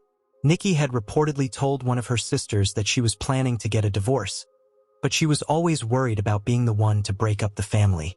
Even with the problems in her relationship, Nikki apparently remained involved with her in-laws. In May 2024, her brother-in-law was admitted to the hospital after an emergency. Many family members went to visit him. During this time, there was a lot of vehicle sharing and swapping as different people traveled in different cars. On May 17th, Nikki sent a text message in a group chat with her sisters, letting them know that she was visiting her brother-in-law in the hospital. The last text they received from her was at 12:38 a.m. the following morning. She mentioned that she planned to drive her mother-in-law's truck back to her home in the Redding Rancheria area. From there, one of her husband's friends was supposed to give her a lift back to her own home. A little while later, one of Nikki's sisters sent another message to the group chat, but Nikki didn't respond. According to her sisters, this wasn't too unusual. They would often go a few days without hearing from her. It was only a few days later, when Nikki's husband contacted her sisters saying he thought she was missing, that they realized something was wrong. Nikki had left her husband for brief periods of time in the past, usually going to stay with one of her sisters. But this time, nobody had seen or heard from her. Her sisters immediately contacted the police to report her missing. It's unclear where Nikki was last seen. Her own vehicle, a 2002 pearl-colored Chevy Avalanche, was found on May 25th, abandoned in a remote location in Tehama County, about an hour's drive from the Redding Rancheria area. What this means remains a mystery. According to her last text messages, Nikki wasn't with her vehicle at the time of her disappearance. The fact that she was getting a ride back to her home suggests that her car wasn't at her mother-in-law's house either.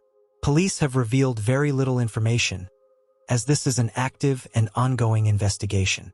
Nikki is described as being 5 feet tall, weighing 110 pounds, with brown hair and brown eyes. Redding Rancheria, Shasta County Secret Witness, and Kingsman Philanthropic Corp. Are each offering a $10,000 reward for information leading to Nikki's location. Anyone with information can contact the Shasta County Major Crimes Unit at 530-245-6135. In August 2022, 38-year-old Chelsea Woods was living in Clinton, Arkansas with her 12-year-old son. She had been diagnosed with bipolar disorder, and on August 26th she made a phone call to her mother, Cher Lawrence, that would later seem chilling in hindsight. During the call, Chelsea told her mother, "If anything happens to me, I love you." She didn't provide any further explanation before abruptly hanging up, leaving her mother deeply unsettled by her ominous words. Just 2 days later, on the morning of August 28th at around 7:03 a.m., Chelsea dialed 911, reporting that she was afraid of someone who was inside her home. The official police report later stated that the call was related to a domestic disturbance. Witnesses would go on to describe Chelsea as appearing deeply distressed and confused. Suddenly, without warning, she ran out of her home and into the surrounding woods. When officers arrived at the scene, they were informed that Chelsea had fled into the forest. They were able to locate her and attempted to speak with her, but she insisted that she would only talk to a specific officer who was not present at the time. The officers also noticed that she was carrying a large, sharpened blade. When they informed her that the officer she requested was unavailable, she took off once again, running deeper into the wooded area. For the next hour, law enforcement attempted to calm her down and reassure her that she was safe, urging her to return home. However, Chelsea refused to believe them, and she managed to evade them entirely. That moment would be the last confirmed sighting of her. 3 days passed with no contact from Chelsea. Her aunt, growing increasingly worried, called the police and requested a welfare check at her home. Officers arrived and were met with an alarming sight. The front door was standing wide open, yet the house was empty except for her pet cat. This discovery deepened concerns about her well-being. A more extensive search was launched, leading authorities to find some of Chelsea's belongings, including her driver's license, purse, and a few other personal items discarded in an area not far from her home. Investigators combed through the surrounding woods, searching for any trace of her, but nothing further was ever found. The case remains shrouded in mystery. A $5,000 reward has been offered for any information that could help solve Chelsea's disappearance. Yet no solid leads have emerged. To this day, no one has come forward with any credible tips, leaving her loved ones desperate for answers. Chelsea Woods is described as a 5 feet 9 inches tall woman weighing approximately 180 pounds, with brown hair and brown eyes. She typically wears eyeglasses, though it is unknown whether she was wearing them at the time she went missing. Unfortunately, there were no confirmed reports of what she was last seen wearing. Nearly 2 years have passed, and investigators remain baffled. Chelsea seemed to vanish without a trace, leaving behind a string of unsettling events. The most haunting detail is that she reported being afraid of someone inside her home, yet no suspect or person of interest was ever identified. What she wanted to tell the specific officer she requested remains a mystery. Her family continues to hold out hope that one day she will be found, and that they will finally get the answers they so desperately seek. If you have any information regarding Chelsea Woods' case, please contact the Van Buren County Sheriff's Office at 501-745-2112. Even the smallest detail could be the key to unraveling this perplexing disappearance. Michelle Rose Bernstein, originally from Queens, New York, was born in September 1985. At the age of 7, her family moved to Gilbert, Arizona, where she grew up. By 2021, Michelle, now 36 years old, had moved to Phoenix with her boyfriend, whom she had been dating for a year and a half. The couple lived at the Tides at Paradise Valley, an apartment complex located on North 40th Street and East Greenway Road. Michelle was the mother of 2 sons, both of whom lived with their fathers. She had been divorced twice, but she found joy in her passion for hiking, a hobby she pursued with enthusiasm. Her dog, AA, was her constant companion, accompanying her on nearly all her adventures. Life seemed to be going relatively well for Michelle, until everything changed in June 2022. Earlier that month, Michelle had been involved in a minor rear-end car accident. She was waiting for a $2,500 settlement from her personal injury lawyer, who informed her on June 28th that her check would be ready for collection on July 1st. On June 29th, Michelle stayed home and spent the day texting with a friend. At 4:03 p.m., she sent her last text message. After that, she vanished without a trace. Her boyfriend reported her missing the next day to the Phoenix Police Department. He explained that Michelle had been feeling unwell on June 29th, and when he returned home from work, he assumed she was resting in the upstairs bedroom. Not wanting to disturb her, he decided to sleep on the living room couch. The following morning, when he still hadn't seen Michelle, he went to check on her. To his surprise, the bedroom was empty. He searched the apartment, but there was no sign of her. Oddly, all of her belongings, including her phone, keys, credit card, cash, and driver's license, were still at home. Her car was parked in the apartment complex lot, and AA, her beloved dog, had been left behind, something entirely out of character for Michelle. After investigating, authorities determined that Michelle likely left the apartment on foot. She was believed to have taken only a few items with her: a pair of gray hiking sandals, a blue backpack, and a unique bedazzled hat decorated with bumblebees. Despite extensive search efforts, no evidence or leads regarding Michelle's whereabouts have surfaced. There has been no indication of foul play, and the circumstances surrounding her disappearance remain a mystery. Michelle's case remains unsolved. If you have any information about her disappearance, please contact the Phoenix Police Department at 602-534-2121. Jennifer Louise Bell had always been a fighter. Her life hadn't been easy. She'd stumbled, she'd struggled. But by 2023, the 36-year-old mother of 3 was finally getting back on her feet. Her kids were her reason for everything, the anchor that kept her steady. Friends said she was focused, full of determination, and ready to start over. But in the summer of 2023, that comeback story ended in silence. Because Jennifer Bell didn't just go missing. She vanished into thin air. It was sometime in July when Jennifer was seen waiting at a Shell gas station on Dickerson Pike in Nashville. She'd called her mother to meet her there. She needed money for gas. The SUV she was driving wasn't hers. It belonged to her on-again, off-again boyfriend, Jacob McCord. Her mother arrived, handed over the money, and watched Jennifer drive away. No one realized that would be the last confirmed sighting of her alive. At first, the family wasn't alarmed. Jennifer had gone off the radar before, living a complicated life that sometimes meant disappearing for a few days. But then came a phone call, one that changed everything. Near the end of July, McCord called Jennifer's family from Lee County, Alabama, with a story that didn't make sense.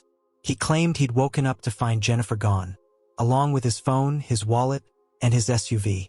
He said she'd stolen everything and vanished into the night.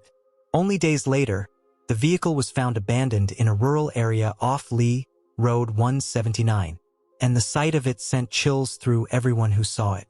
The passenger window was smashed out. The driver's side mirror was missing.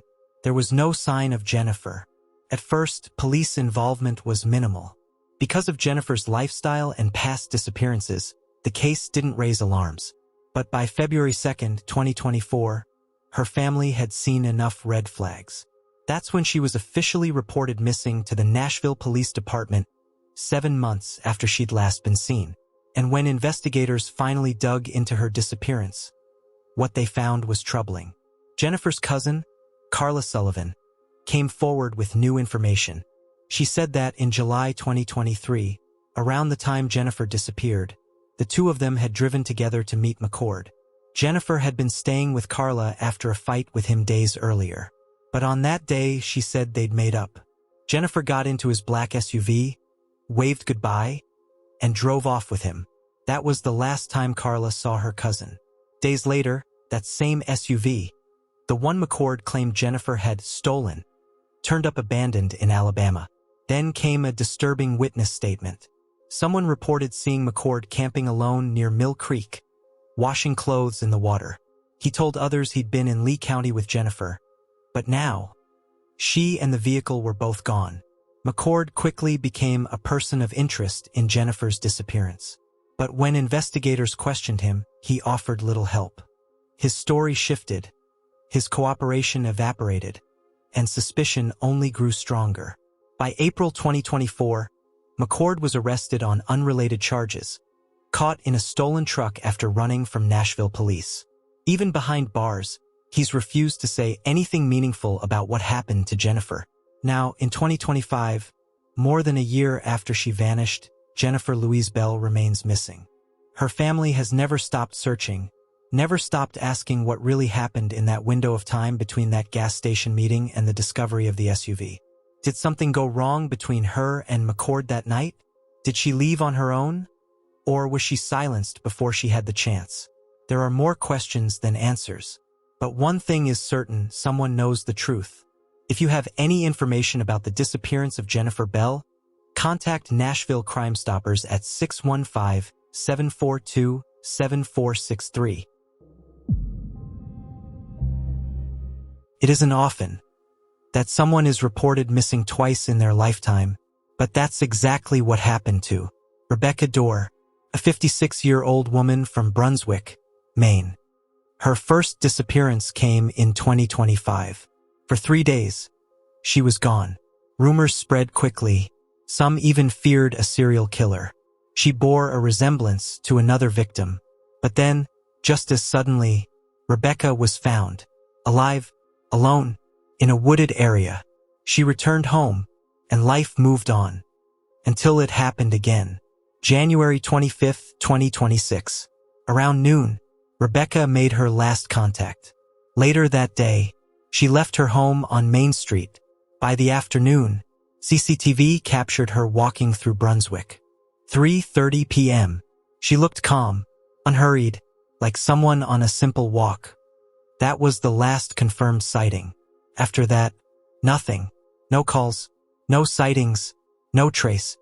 Search teams moved in. Police, volunteers, search dogs. They combed through trails, woods, frozen ground. But winter made everything harder. Heavy snow, freezing temperatures, conditions that hide everything. Days turned into weeks. Weeks turned into months. Still, nothing. Then, nearly 2 months later, March 21st, 2026, the search came to an end. Rebecca Dorr was found in a wooded area not far from where she disappeared. But here's where the story changes, and where the mystery becomes something else. Authorities made a statement. Her death was not considered suspicious. No signs of violence, no evidence of a crime, no suspect, no arrest. This wasn't a murder case, at least not according to investigators.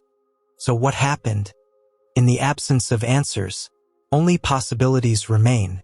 Exposure to the cold, disorientation, a medical emergency, or something else that led her deeper into the woods, with no way back. Searches had even been paused at times because of heavy snowfall, conditions so harsh, survival becomes unlikely. Rebecca had been reported to struggle with mental health, but no one knows if that played a role. And so, this case doesn't end with a suspect. It ends with a question. How does someone walk away in the middle of the day and never come back? Rebecca Doerr's story is no longer about disappearance.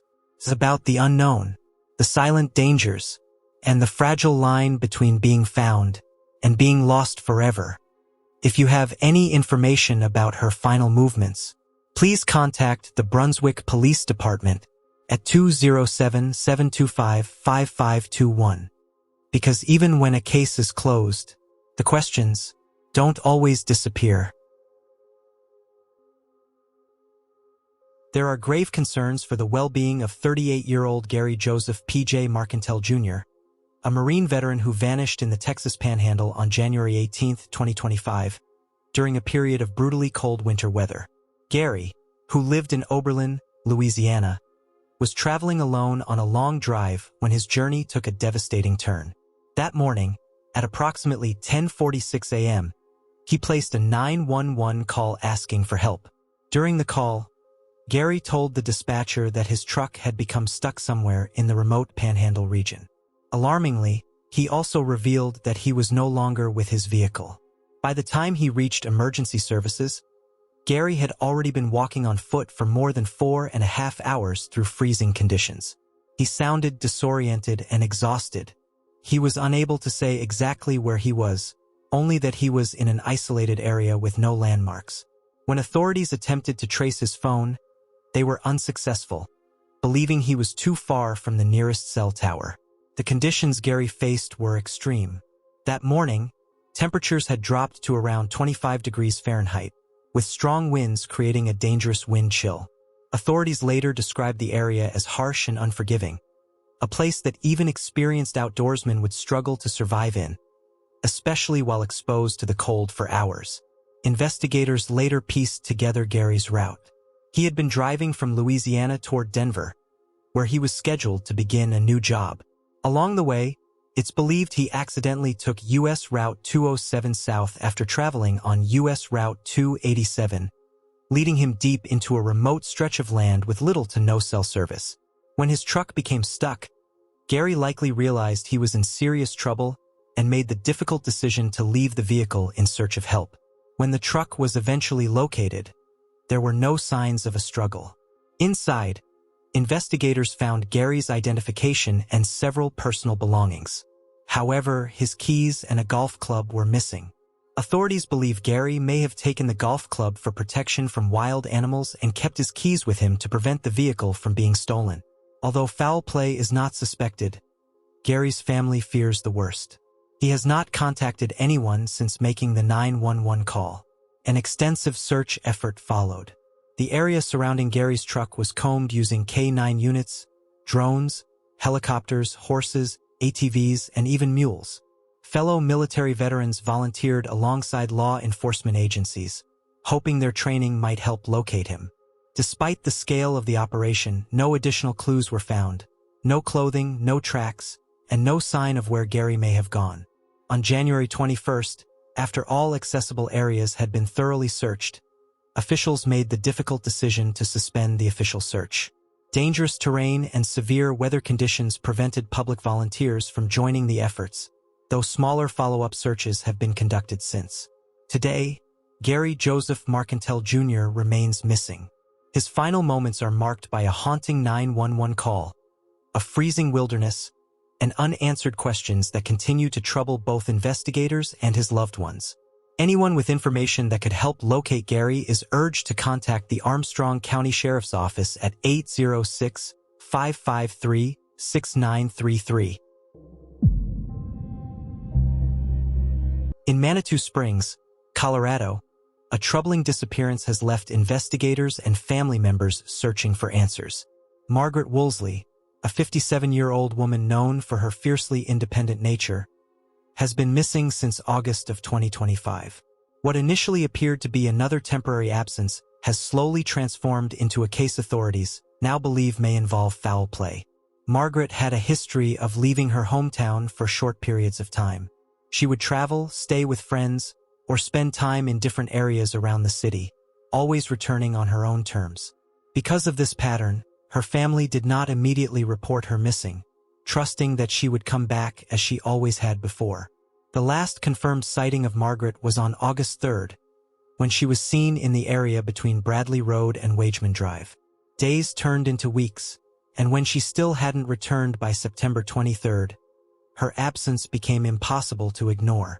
Concerned that something was truly wrong, her family contacted police. At first, authorities treated the case as a standard missing person investigation. But as more details emerged, it became clear that Margaret's disappearance did not follow her usual pattern. Her family told investigators that she sometimes went by the name Margaret Mitchum and was often seen along Platt Avenue. But even so, she always stayed in touch. If she planned to be away for an extended period, she made sure her loved ones knew where she was and that she was safe. This time, there was no contact at all. One detail, in particular, deeply unsettled her family. Margaret owned a dog named Ozza, whom she adored. She treated Ozza like family, often cooking steak for her dog before preparing her own meals. When it became clear that Margaret had left without Ozza, alarm bells went off. Her family is adamant that she would never willingly abandon her dog, leading them to believe that something sudden and unexpected may have happened. Margaret's sister, April Rossetti, began searching on her own. She retraced her sister's steps, visited the places Margaret was known to frequent, and contacted friends and acquaintances. But no one had seen her, no one knew where she was going, and no one had heard from her. Investigators also learned that Margaret had struggled with substance use in the past. However, her family insists she had been clean for some time and was actively working to rebuild her life. She had recently moved in with family members in Woodland Park, a sign that she was seeking stability, not disappearance. As the days passed with no word from Margaret, investigators began to view the case differently. The lack of communication, the absence of her dog, and the sudden break from her established habits all pointed toward a far more disturbing possibility.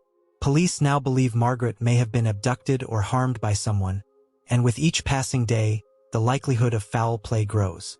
Despite the fear and uncertainty, Margaret's family continues to hold on to hope. They have made repeated public pleas, urging her to reach out if she can, and asking anyone who knows something, no matter how small, to come forward. Anyone with information regarding the disappearance of Margaret Woolsey is urged to contact the Manitou Springs Police Department at 719-685-2542. Silence is often the first sign that something is terribly wrong. For the family of 22-year-old Mackenzie Lee Trottier, that silence has now stretched on for years. What began as an ordinary December evening in Saskatoon, Saskatchewan, has become an unresolved mystery that continues to haunt those who loved her. Mackenzie was raised in Saskatoon by her parents, Paul and Gina Trottier, alongside her sisters, Sadie and Lauren. She was known for her gentle nature and deep empathy. Animals were drawn to her, and she was drawn to them in return, often bringing home strays she felt unable to leave behind. Music and creativity filled her life. She loved to sing, dance, and play guitar, and found peace in nature, especially at her family's cabin, a place she once called her favorite in the world. On the evening of December 21, 2020, Mackenzie was last seen leaving her parents' home in the College Park East neighborhood, near the 300 block of Trent Crescent. She told her family she would return for Christmas. There was no tension, no argument, no sign of fear. Those who saw her that night recall a young woman in good spirits, unaware that she was stepping into the unknown. At some point that evening, Mackenzie contacted her family through a video call while riding in a ride-hailing vehicle. She appeared calm and composed, showing no signs of distress. Investigators believe she was dropped off near the north side of Idyllwild Drive, but what happened after she exited the vehicle remains a complete mystery. Christmas came and went without her. The absence was immediate and alarming. Mackenzie had never missed a family gathering without explanation. When she failed to answer calls or messages, her father searched the area where she was believed to have been dropped off, but found nothing. No belongings, no witnesses, no trace. By December... On the 24th of December, her cell phone went dead. No response and no activity on social media at all. She's been missing since just before Christmas. The Facebook group Find Mackenzie T was launched last week. The group is raising awareness about her disappearance. Her father is hoping as many people as possible will come across the post and help the search. More or less people on the street looking for her is what's really important for us right now. There's also a fundraising component to it, which will help spread the word on her disappearance and possibly fund a reward. By December 30th, her family reported her missing to the Saskatoon Police Service. Searches were launched, but the streets and surrounding areas offered no answers.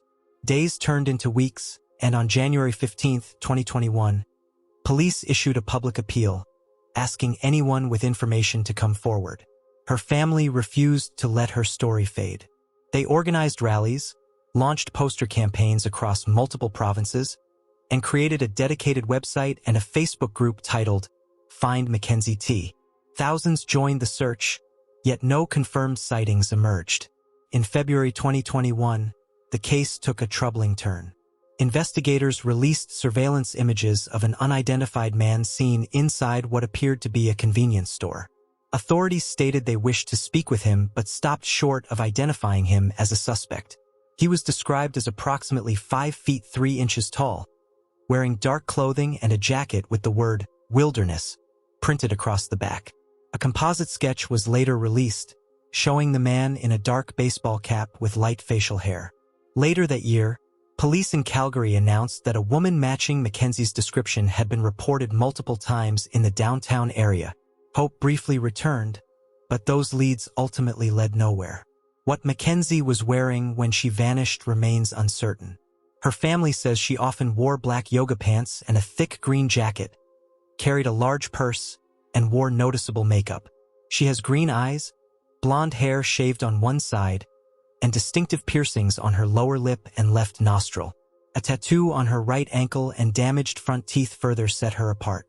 At the time of her disappearance, she stood about 5 feet tall and weighed approximately 145 pounds.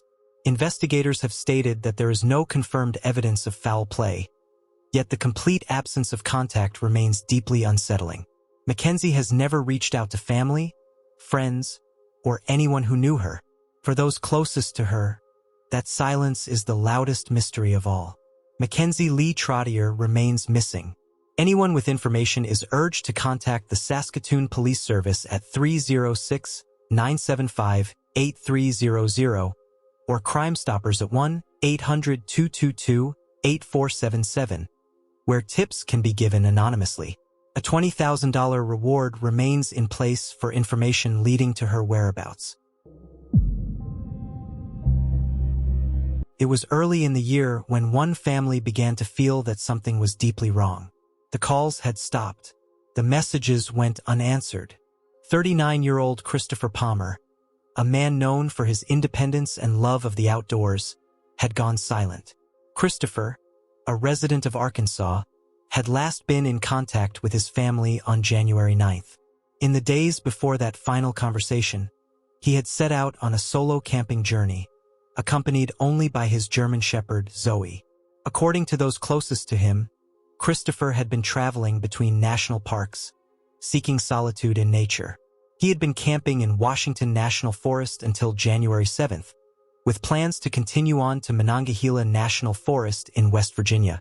Then, the first sign that something had gone wrong appeared. On January 12th, rangers with the National Park Service discovered a red 2017 Ford F-250 abandoned and stuck on a beach at Cape Hatteras National Seashore, in the Outer Banks of North Carolina. At the time, it was simply an unclaimed vehicle. No one yet knew it belonged to a missing man. Days passed, and no one came to retrieve the truck. By January 16th, Christopher Palmer was officially reported missing. 2 days later, his family was informed that his truck had been found near Buxton, curiously positioned in the opposite direction of where he had told loved ones he planned to travel. The discovery only deepened the mystery. As law enforcement began appealing to the public, unsettling details slowly emerged. A witness came forward, claiming to have video footage of Christopher's truck arriving on the island. In the video, a blue and white kayak could be seen extending from the back of the vehicle. Yet when the truck was recovered from the beach, the kayak was gone. Christopher's cell phone offered no clarity.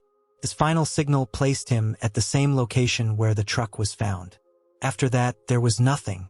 No movement, no trail. It was as though he had vanished without leaving the ground behind him. On January 22nd, investigators pieced together a more detailed timeline using traffic camera footage and phone data.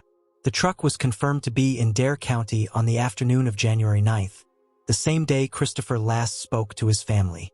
His phone later placed him near Avon on the evening of January 10th.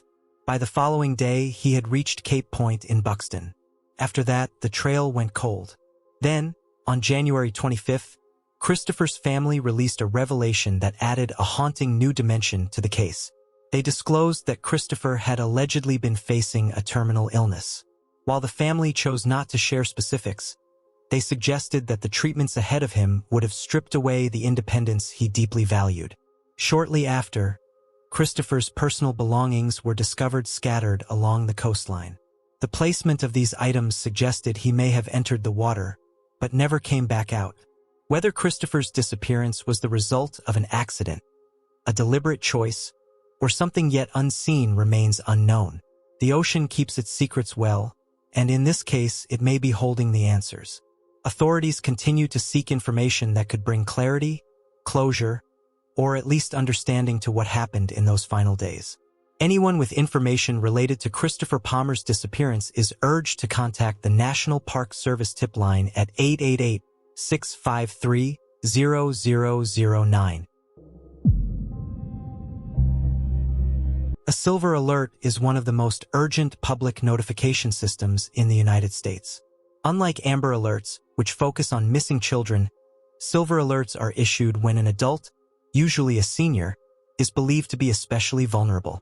These alerts are often tied to individuals over the age of 65 who may suffer from cognitive conditions such as Alzheimer's disease or dementia, placing them at serious risk if they become lost. One such alert was issued for 87-year-old Petro Kuko. Petro had recently moved from Greece to Largo, Florida, in 2025 to live with family in an apartment complex near Point at Clearwater, close to US 19 South. Around the time of the move, Petro was diagnosed with dementia, a condition that left him increasingly confused and vulnerable. His family knew that if he ever wandered off alone, the consequences could be severe. That fear became reality on the morning of December 12, 2025. At approximately 9 a.m., while his family slept, Petro quietly left the apartment on Oak Trail West. Surveillance cameras later showed him walking out of the parking lot wearing a gray pajama shirt, gray pants, and Skechers shoes. Where he was going, or if he even knew himself, remains unknown. What is certain is that he never returned. Petro did not speak English, a fact that made the situation even more dangerous. He left without his cell phone, identification, or wallet, the very wallet that normally contained an AirTag his family relied on for tracking. Until that day, Petro had never left home without it. When his disappearance was discovered, the family immediately contacted the Largo Police Department. A full search effort began. K-9 units were deployed, but no scent could be recovered. Drones were sent into the air to scan nearby areas, yet nothing appeared in the footage. Officers went door to door, asking residents near 1845 Oak Trail West to review security and doorbell camera footage for any sign of Petro. Despite these efforts, more than a month passed without a single confirmed sighting. The silence has only deepened the concern. Petro's age, his dementia, the language barrier, and the lack of personal belongings all point to a frightening level of vulnerability. Each passing day raises more questions than answers. Authorities continue to urge the public to come forward with any information, no matter how small. Anyone who may have seen Petro Kuko or has knowledge of his movements is asked to contact the Largo Police Department at 727-587-6730. For his family, the wait continues, haunted by the image of an elderly man walking away into uncertainty, and the hope that somewhere, someone might still be able to bring him home. The disappearance of 22-year-old Liam Tomon is especially tragic because it happened just as he was beginning a new chapter in his life. Liam had recently finished college and was taking a short break before starting his career when he suddenly vanished without explanation. On January 31st, Liam and two friends, Kyle Warrow and Colin Lemmings, left their hometown of Whitby, Ontario, and drove about 5 hours to Tremblant for a skiing trip. After arriving, they checked into the Tour de Voyageurs 2 hotel and spent the evening relaxing. The next day was spent skiing on the slopes. That evening, the group went to Lucille's, a local bar, where they had pizza and a few drinks. By the time they finished, temperatures had dropped sharply to around -13 degrees Fahrenheit. Colin decided to return to the hotel to rest, while Liam and Kyle chose to continue their night at a nearby club called Le Petit Caribou. Kyle later told police that while at the club, he and Liam had a few drinks and eventually separated inside the venue. As the night came to an end around 2 a.m., Kyle tried to contact Liam by text, but received no response. Believing Liam had found somewhere else to sleep, Kyle returned to the hotel. The following day, when Liam still had not returned or answered his phone, Kyle and Colin became concerned. While skiing that day, they attempted to call Liam every hour, then more frequently, but there was still no response. Eventually, they contacted the police to report him missing. Liam's parents, Chris and Laura, along with his sister Kathleen, traveled to Tremblant the next morning to assist with the search. Over the next 12 days, volunteers and professional search teams combed the area using ATVs, helicopters, search dogs, and ground crews, focusing on the mountain, the hotel, and nearby locations. No trace of Liam was found. Nearly 2 months later, a resort employee discovered Liam's wallet near a parking lot, prompting another search. Despite renewed efforts, no additional evidence was uncovered. Even after the snow melted in the spring, further searches failed to provide answers. To this day, Liam Tomon has never been found, and what happened to him remains a mystery. Authorities continue to ask anyone with information to come forward. Anyone who may have details about Liam's disappearance is urged to contact the Quebec Provincial Police at 1-800-659-4264. A man walks away from a mental health hospital and disappears. No phone, no money, no car. He cannot speak. He is autistic, in the middle of a serious mental health crisis, dressed only for a short appointment, not for nights alone in the cold Utah November. His mother watches him run just a few steps ahead of her. Across the campus of the University of Utah, she expects what any parent would expect. That security will stop him, that cameras will track him, that someone will bring him back. Instead, those are the last moments she ever sees her son. His name is August Beckwith. Before August Beckwith became a name on missing person flyers, he was simply a son, a friend, a neighbor. August is 29 years old. He is on the autism spectrum. He is nonverbal. He doesn't communicate with words. He relies on routines, familiar faces, predictable places. Change is hard for him. Noise is overwhelming. Crowds can trigger panic. People who know August describe him as gentle, deeply sensitive, someone who notices the small things, someone who cares, even when he cannot say it out loud. As a teenager, August played football. During those years, he suffered a serious brain injury, one that changed his life forever.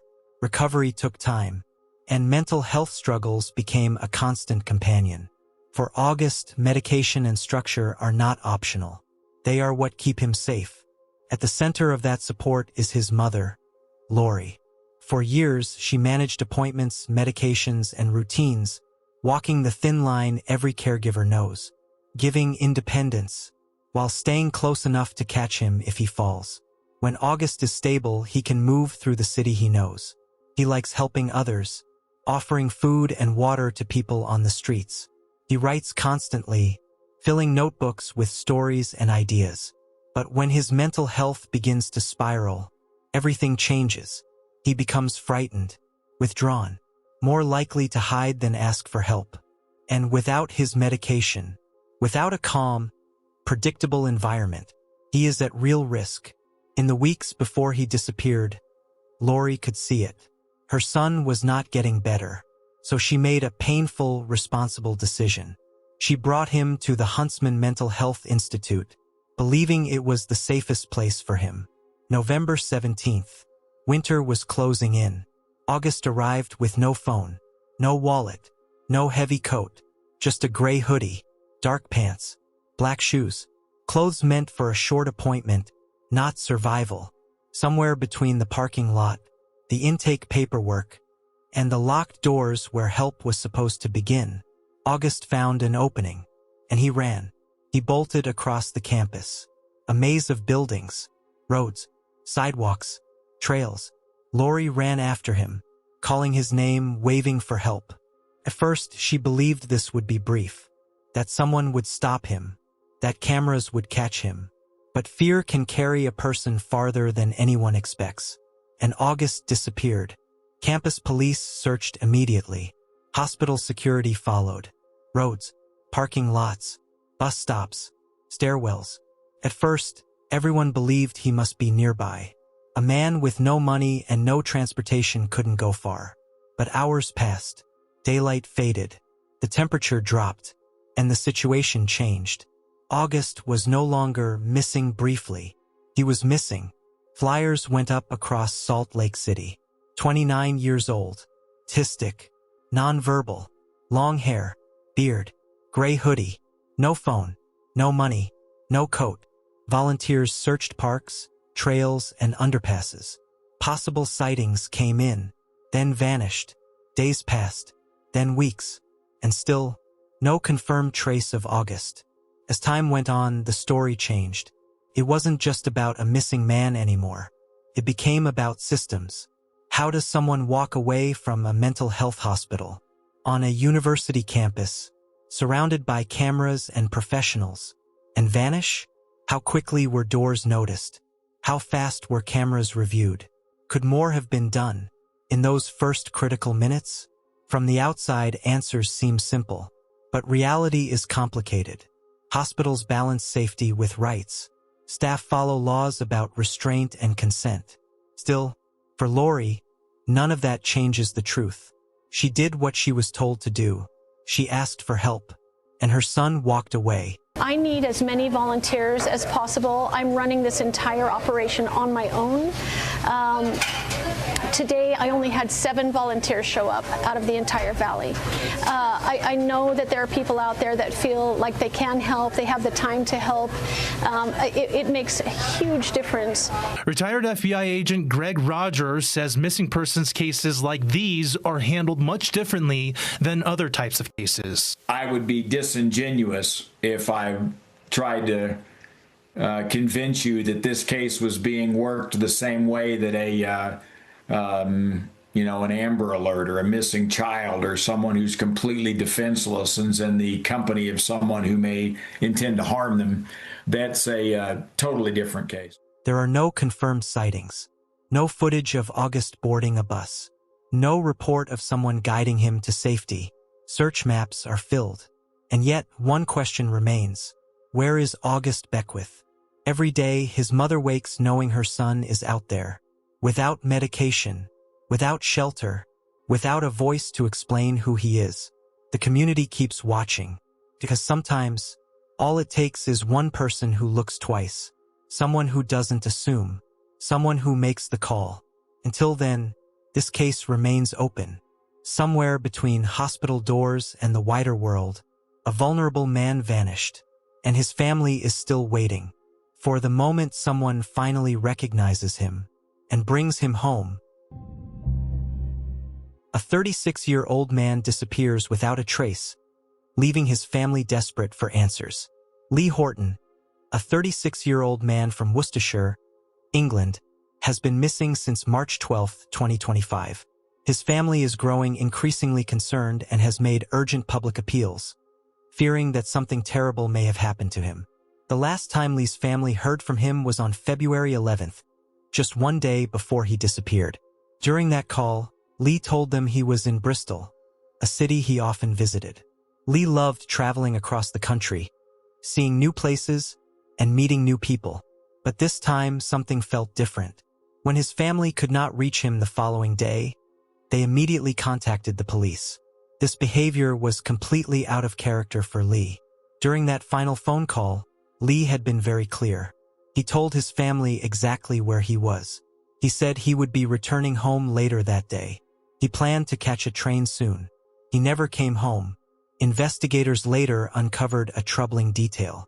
On February 11th, Lee attempted to book accommodation in Bristol, but he did not have enough money. Desperate for funds, he went to a bank in the Clifton area, possibly to withdraw cash. What happened after that remains unknown. Then came the first real lead. CCTV footage captured Lee walking along Upper Lynn Street at 10:45 a.m. on March 11th.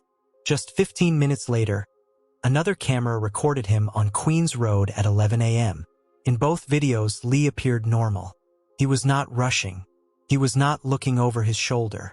There were no visible signs of distress. And then he vanished.